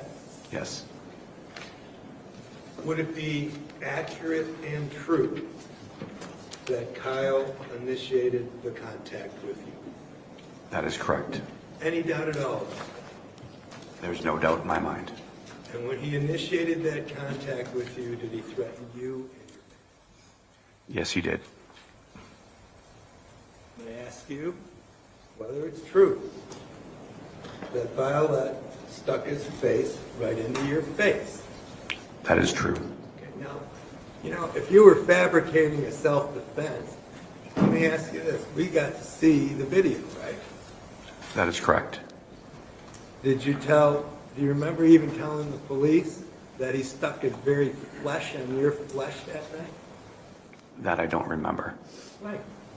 But if you were fabricating a really good self-defense, that'd be a cool thing to tell him, wouldn't it?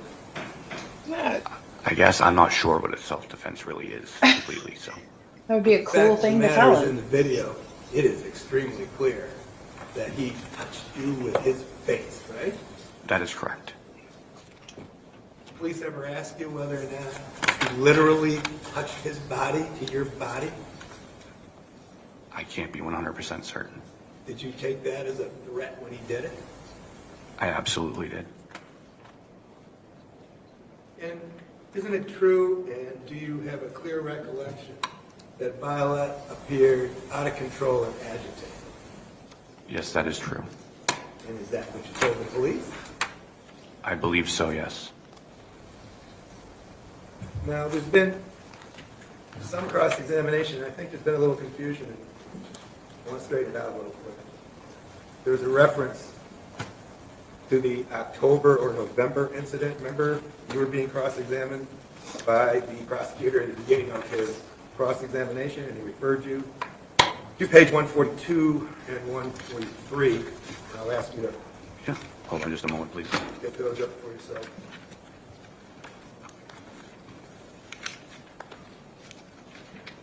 Let's give the jury the totality of what we're talking about, the little snippets, okay? Okay. Now, you remember the October event clearly, don't you? Yes. You remember that without any question, right? Yes. And let's see what we got Not here. gonna get too close. Detective Garson's asking today. you, I guess 6, 7, 8, Good thing we can speak. what was Ron. happening back then? Yes. And then you give an answer, and it starts on line 10, right? Yes. Why don't you tell the jury what you told the detective with regard to your recollection of the October 2023 incident? I'm sorry, I just want to be clear. Did you want me to read this? Or? I do. Okay. It says, I said, right. So, I mean, I was standing out pressure washing the front of my house. It was, I want to say it was fall, but it doesn't seem like it's been long since that happened. But again, time flies, right? Anyway, in the past few months, we'll say, there's only been one day I was out front pressure washing the house. And this guy came out of the driveway next door at 43 Summer Street, yelling and screaming at me, telling me I'm a rat, and I called the cops on him, and he was going to fucking kill me and my fucking family. Okay, stop right there. He says that you called the cops on He him, right? called him a rat. That's what I said, yes. And Yeah, that for he was pressure going to washing his fucking driveway. kill you and your family. His own driveway or this Not a guy's conditional threat driveway? there. His driveway. No, I don't believe conditional. I'm not. So really he's a sure. rat because he washes That's his correct. own driveway? Okay, why don't you go on? I don't even know who he is. I'm assuming he probably lived there because he came from that driveway, but I've never seen him before. Okay, so you're telling the detective that in that incident, you didn't even know who he was, right? That is correct. And you were assuming he was your next door neighbor, right? That is correct. But it goes on, right? And then Carson says, yeah, and then on line 25, you continue. What do you say? I have no knowledge of him or anything. And Garson says, you don't even know his name.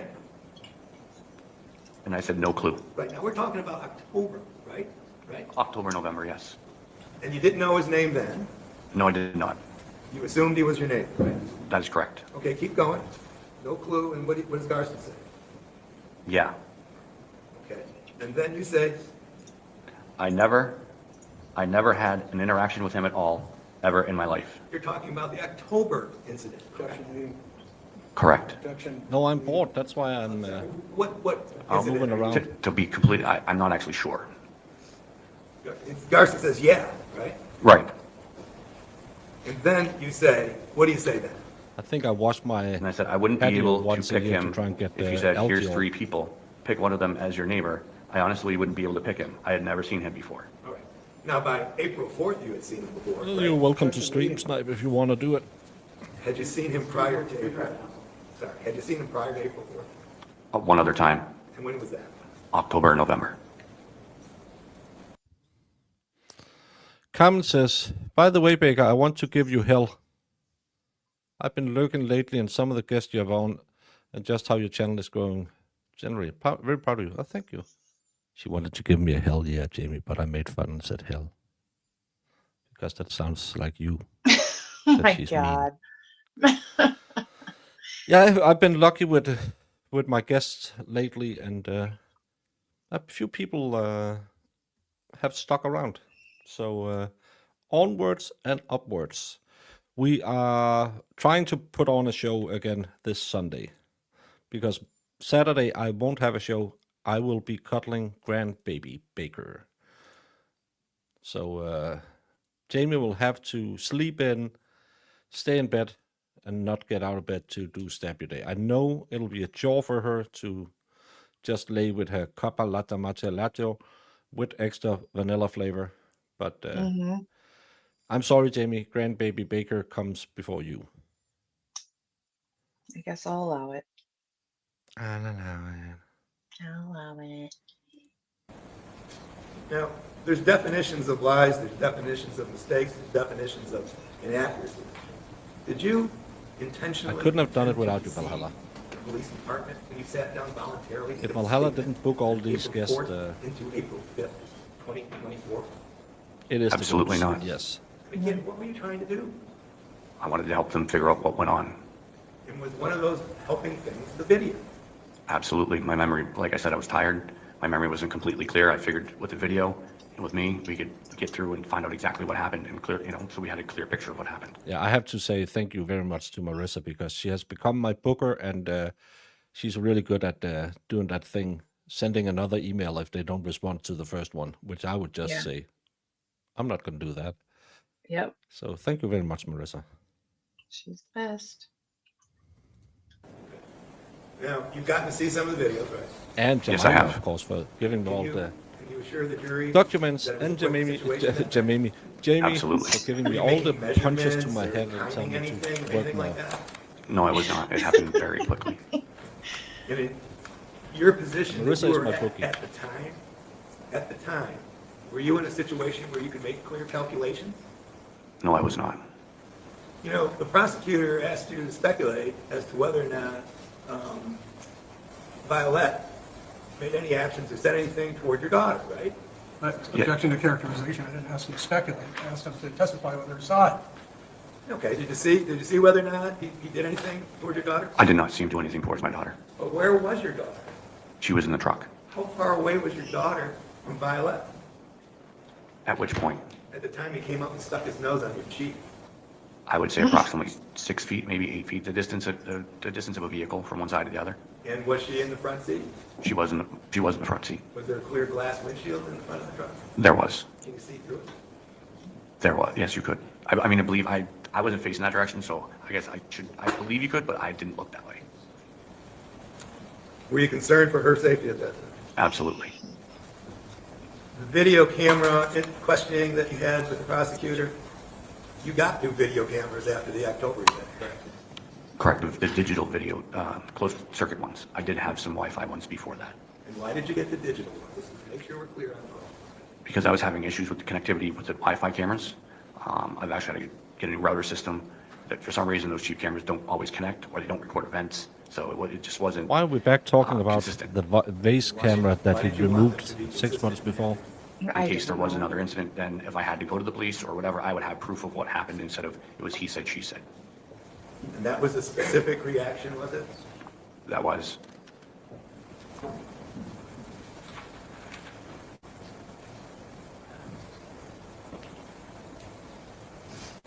Were you trying your best to remember things at the police station? I was. Were you willing to go over anything they wanted to go over with you? Absolutely. Well, he shouldn't have, to be honest with you. He should have zipped his lip. Yeah, said, I'm too tired. I'll wait for my lawyer. Just briefly. Yeah. Just, concerning. I know he wants to keep bringing that up. It annoys me, though. Who's making this threat? That you told them everything. I want to continue to follow up on, this is page 143. You confirmed that whoever made the threat, you never had any interactions with them before, and yet Kyle Violette had been living there for about 1.5 years. Correct? I don't know. You said whoever that person was out there, I couldn't pick him out of a lineup. Correct? Yes. You said, and that's even assuming he is my neighbor. Whoever made the threat back in October, you didn't know who they were. I was saying I didn't know if that person was my neighbor. The attorney sister just asked, geez, if you were, trying to tee up a self-defense claim, wouldn't you have included that he actually had physical contact with your face? Remember him asking you that? Again, this self-defense claim, I'm not sure. I don't understand that. I don't get what the basis would be or how I could develop one. No, I clearly believe she knew her husband was a hothead. But being a hothead doesn't allow someone else to pew-pew you until you... Because there's that scale of force. And I still don't think he has done enough to overcome it. The closest he was after the pewing was at 5 feet. So I think that's going to be a problem because he didn't do it when he was face-to-face with him. I don't understand how the law works like that. So when you keep referencing that, I want to make sure I'm giving you an honest answer and complete. So is there any other way you can work so maybe I can understand? Yeah, I better guess so I can keep it answer? let's talk about your understanding of self-defense. Sure. You own a firearm. Yes, It's not a hunting weapon. that's correct. You described to this jury that the reason you take this firearm to work is because you were threatened with a machete. That is correct. That would be so if something like a machete wielder came at you again, you'd be able to defend yourself. That is correct. That's self-defense. You said self-defense claim. Yeah, the claim would be somebody came at me with a machete but never did. Okay, that's a claim. That's a false claim of self-defense. All right. That did happen though. Yeah, I don't contest that. A claim of self-defense would be something like, Welcome back, Kyle sir. Violette continued to come after me even after I pointed a weapon at him. That would be a false claim of self-defense because he actually stopped. It was no longer a threat. That would be the claim. Okay? If that's what you want to say. Again, Does that make sense to you? so you're explaining that's what the claim. I'm asking you, does that make sense to you? Why is he giving him a legal lesson in court right now, and why is the judge allowing this? Isn't that for the judge to talk about in his closing arguments? Because he's now having the defendant make legal determinations on the stand. What is self-defense? Exactly. Yeah. Yeah, stop testifying. Yeah, the judge fell asleep.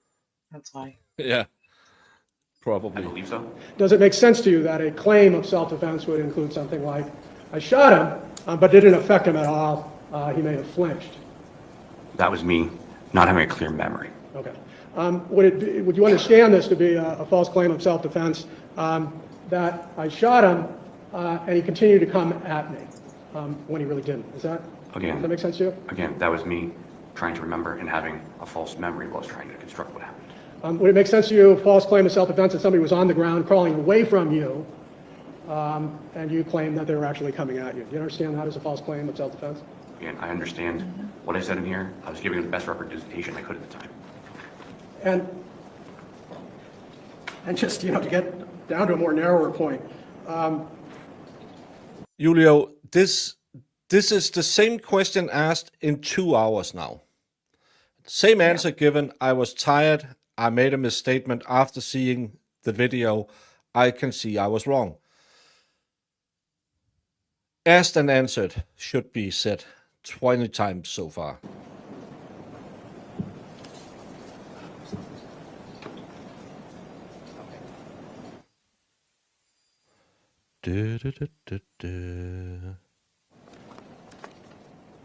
I really hope the judge Attorney sends Cissy him asking home you after this. whether you had included in your claim, because if you were trying to they will. confabulate a self-defense claim, you would have included that he touched your face, that he touched you physically, right?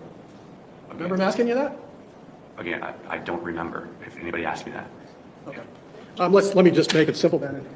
You did tell the police, this is page 40, line 14, 15, because he was literally, his nose was touching my face. And I believe my it was God, a why are we different back to yes, this? I was not sure. Okay. We And have- there it is. You did in fact make that claim. Absolutely. You did not omit that. That really did happen, correct? That did happen. You weren't too tired to omit it, you weren't too confused to omit it, correct? Omit, I don't know. Omit, not state it. I'm 40, not, what, can you, 14, 15. again, can you just, I'm not sure what you're asking me right at the moment. Well, I'm asking you right now. Did I say that? Yeah. Yes, I did. Okay, so that being, you touched your face with his nose, correct? Yeah, I did say that. And let me just make this really clear. When Kyle was in that original wingspan in front of your truck, Yes. making these threats about snow, Yes. you didn't shoot him, right? No, I did not. It was only after you claimed he was coming after you, despite brandishing your gun, that you shot him. So, yeah, that is correct. It was only after that he continued to come after you, after the first shot, that you put 5 more rounds on him when he was standing and increasing his pace towards you. Again, that's not what happened we saw from the video. But it's What I right. said in here was what I remembered at the time, and I was trying to help with what I had from memory, which Asked and obviously was answered, Your not Honor. correct. Well, it was actually a lie, wasn't it? If you like my definition of a lie, that's purposely not telling the truth. What I was trying to do was take whatever memories I had and piece them together with the detectives to try and figure out what happened. We're trying And to just say it's a finally, lie. It's not. and you a lie. confirm that it was in fact Detective Garston that brought up any video associated with that night event. I was the first one to bring up cameras at the house, then he asked me if he could have access to them. Okay. So early in the conversation, you said that you had had a video back in October, correct? That is correct. And then later in the conversation, and by the way, when you brought up that there was video, you didn't suggest to him, hey, take a look at this video so come to a better understanding about what happened, right? I don't remember the exact sequence of events, but I'm sure we can read it in the testimony. In fact, it's at page 66, line 18, that it was the detective who asked, are there any cameras covering this incident tonight, correct? That's correct, and I said yes. He brought it up, correct? I'm sorry, what? Detective Garston brought it up, correct? He did ask me that question, that's correct. He asked you a question, you said he didn't have, That is correct. but he didn't have the answer. Leaving, I think it's beyond the scope of, So it is leaving. So what you tell him after that? I said yes, he could have them, and I gave him the passwords for them. I think Attorney Barr reiterated something that's actually true. You accurately, distinctly, without any question, remember telling the police that. Detective Foreman, Your Honor. Kyle Violette That's asked and answers to object. touched you with his face. Yes, it did say that in there that I said that to the police. Great, thank you very much. This witness can be excused. Should we, take a break at this point? Or we take a brief recess? I think it's a brief recess, folks, we'll be right back. Brief recess. I think it would make more sense to Oh. put the self-defense. that it was Accurately, So should we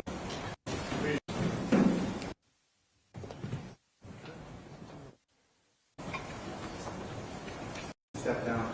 I just wanted the jury out there, for those issues you can use around the court with the jury, guys, and issues, security questions.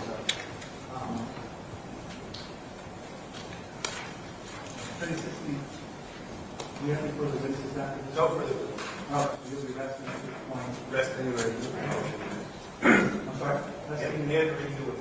Resting or new motion, fine. Given late hour, obviously we're not getting into the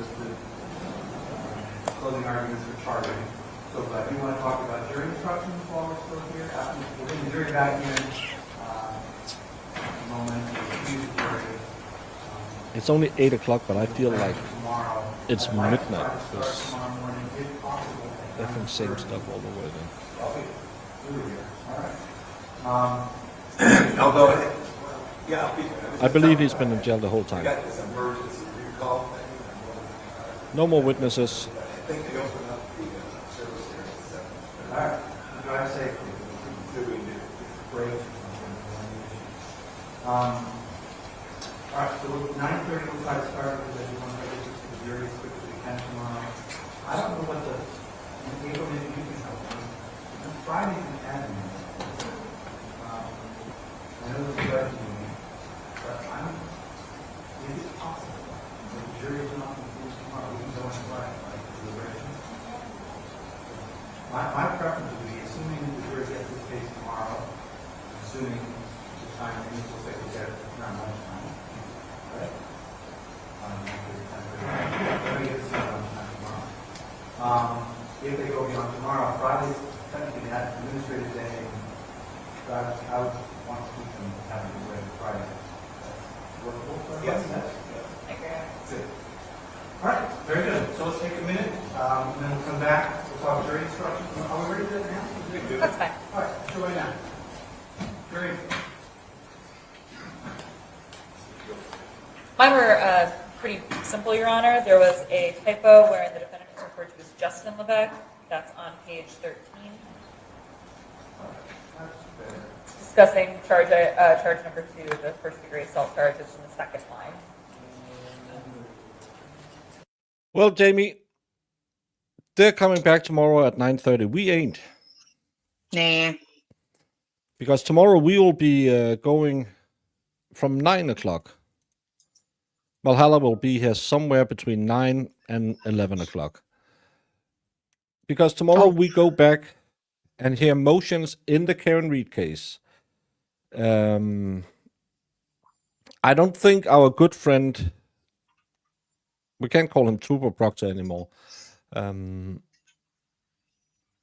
Michael Proctor will be mentioned tomorrow because there's no motions really pertaining to him. But do you think that one of the defense lawyers might let it slide? Oh, you lost Proctor? Probably not. I would. But yeah. But I'm Not with an the way a-hole. Bev's treating them. I'd be walking on eggshells right now. Yeah, but I wouldn't say it in open court. I would say, oh, hey, Brennan, special pro sector. Are you going to call Proctor? Just making sure, because we have him on our witness list. Just making sure. So I'm gonna assume that's gonna be snuck in there.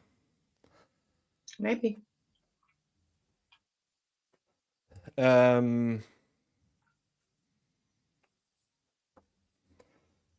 We have, I can't remember, was it 28 outstanding non-argued motions to go through still? I think it's 28. Well, because she cut it short yesterday. She's so ridiculous. She is redonkulous. Karen Reed docs. I like that the defense have more witnesses this time than the state. Karen Reed chat. Where is the docket motion list? It must be here somewhere. I can't find it now. Yeah, here it is. Because Jemima made this list that is really easy to read. As you can all see, we have a lot of stupid. Open image in a new chat because Discord is stupid. And then enhance. So we have motion in limine to. I can't see that. Sequestration order. I can see that. Court. I don't know. I can't read it. What? Well, it's too zoomed, so I can't. So we are missing. We have a appointed court stenographer. That's a thing. Then we have sequestration order. That's a normal thing. To allow in court identification. I don't know what that is. I can't remember reading that. Motion in limine to preclude reference to and redact the manner of death. Yeah, that's going to be one of those contested ones tomorrow. The manner of death. They want the record for the motor vehicle. I don't understand why. There's no dispute of who owns the motor vehicle. Then they want a background checks on the jurors.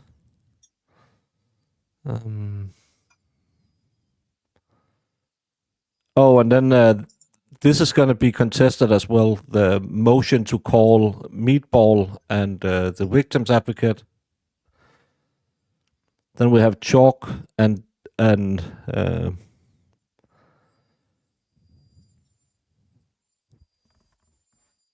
I thought they did the chalk thing already. yeah, but this is the Commonwealth who wants Chalks. And then you have expert Cellbrite presentation, out of court statements. Let's Commonwealth's motion to preclude reference to any alleged bad character and say and prior misconduct of the victims of any witnesses. I can't. That's probably to keep Albert out. I can't read this. This is too small. We have tons of stuff to go through tomorrow. So, yeah. I know, he's such a dork. I love this. Jess did this wonderful thing for me. I can't see any of this. Julie, it's going to be 1 o'clock your time tomorrow, and Helen, it's going to be 2 o'clock because America did the leap forward. So we're going to go 2 hour time, 1 o'clock British time tomorrow. No, 1 and 3. It's because you have that stupid spring forward 3 weeks before us. So we are a little bit hampered by that. Mm-hmm.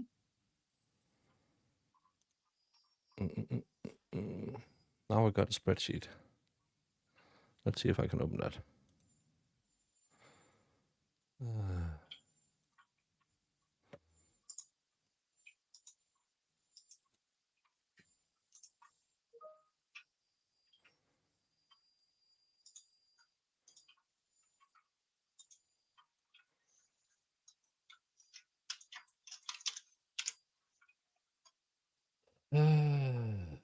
Yes, I can show this one instead.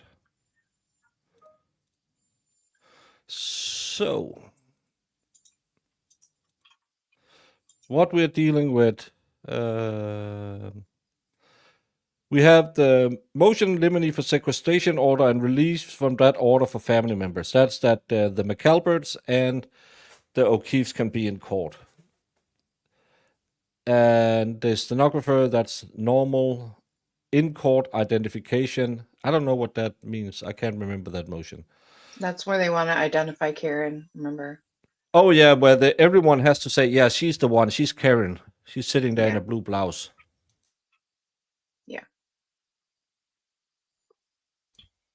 Then the to admit victims' photographs of the victim's injury as observed by medical providers, preclude reference to and redact the manner of death, which I don't believe they should be allowed to, because it doesn't add up with what you want, they should be able to talk about it, especially that Proctor wanted to force your medical examiner to change the statement. Introduce certified records of the motor vehicle, doesn't make sense. Intend to obtain Corey records of potential jurors, that's background check. Deny Morrissey, requesting use of chalks and directing both parties to provide visual representation and chalks prior to using it. Allow expert Selbright demonstration. Out-of-court statements relating to his state of mind. That's to say that John wanted to end the relationship. Then we have the blood serum conversion and retrograde extrapolation from the Good Samaritan Hospital that the defense wants out. Reference to any alleged bad character and any prior misconduct of the victim or any witnesses. That's because they have a few witnesses with prior history. Someone killed a guy, and now he's on the select board. Prohibit reference to any pending internal affairs investigation. Sustained findings unrelated to this case or unfounded allegations of misconduct. They should probably retract that, because we have now well-funded allegations of, not allegations, well-funded proof of misconduct. Preclude the defendant from raising a third-party culprit. Individual voir dire of the jurors. Excludes false and irrelevant statement of Michael Proctor. That's the defense that wants that kicked out. Where the hell did defense motion to allow evidence of lack of bias.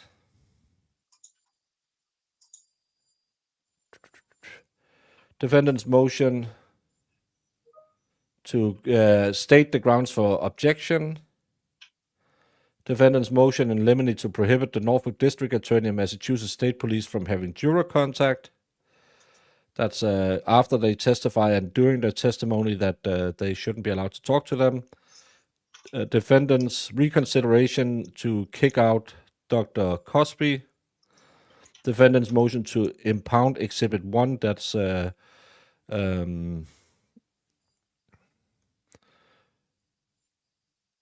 I believe that's the arm picture. Support of defendant's motion in limine to exclude the testimony of Commonwealth Dr.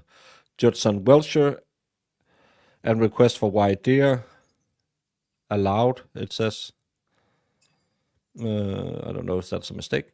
Defendant's motion to exclude testimony of Commonwealth's witness Dr. Judson Welcher and request for voir dire. I think that's a mistake here. Exclude expert testimony of Garrett Wing from the Commonwealth. He is a dog bite expert, one of the best in the country, I'm told. Commonwealth wanted to exclude defense expert Michael Easter, opinion of the investigation. He is a former Fed. Commonwealth's opposition of defendant's motion in limine to exclude the testimony of Judge Welcher. We have said that. You just have to believe he's great. Commonwealth's opposition to the to defense motion in limine to allow evidence of lack of bias, and motion for buffer zone and order prohibiting signs and closing in favor of either party and law enforcement. That's what we have to go through tomorrow so far. $10 she won't even get through. She won't even go to lunch. Well, no, it's going to be done by tomorrow. We had a full day yesterday that turned into 2 hours effective court time. Yeah. We had more than 50 motions to go through, and we ended up getting, I think, like 5 was agreed upon, and the rest was taken under consideration, still not ruled on. So it's gonna be horrible. But everyone, tomorrow 9 Eastern is when court starts. We always start a little bit before, so everyone tell Valhalla to get his behind out of bed before 9 o'clock, because he complains that you said we're going to start at 9. That's not what I said. I said court starts at 9, Valhalla. You always start early. I start exactly at time, or maybe a little bit after, because then Brandon starts yelling at me that I'm never on time.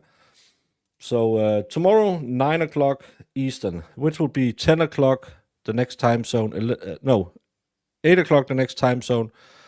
It'll be 6 o'clock Pacific time, I think, maybe 5. Jamie, I don't know. 3 hours behind Eastern. 3 hours, so it'll be 6 o'clock. That's for Julio, so she can join us. In Europe, if you're mainland Europe, it'll be 2 o'clock. If you're British Isles, it'll be 1 o'clock. I don't think I have many. Our Serbian friend hasn't been back in a long time, but I think Serbia is at the same time zone as I. So, Jamie, nothing to contribute? Nope. What a wonderful day it was.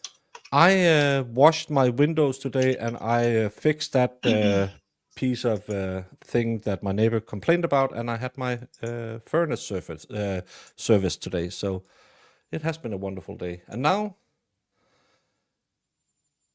time to say goodbye, my darling. What exhibit are you referring to? I'm going to make this 100, Your Honor. All right. 100. 100. Because it is 100% 100%. correct. So you literally built a cannon? Yeah, it's pretty awesome. All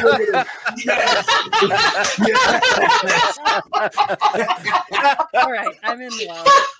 Go back. Please do that again. Oh, that was the cutest thing I've ever seen.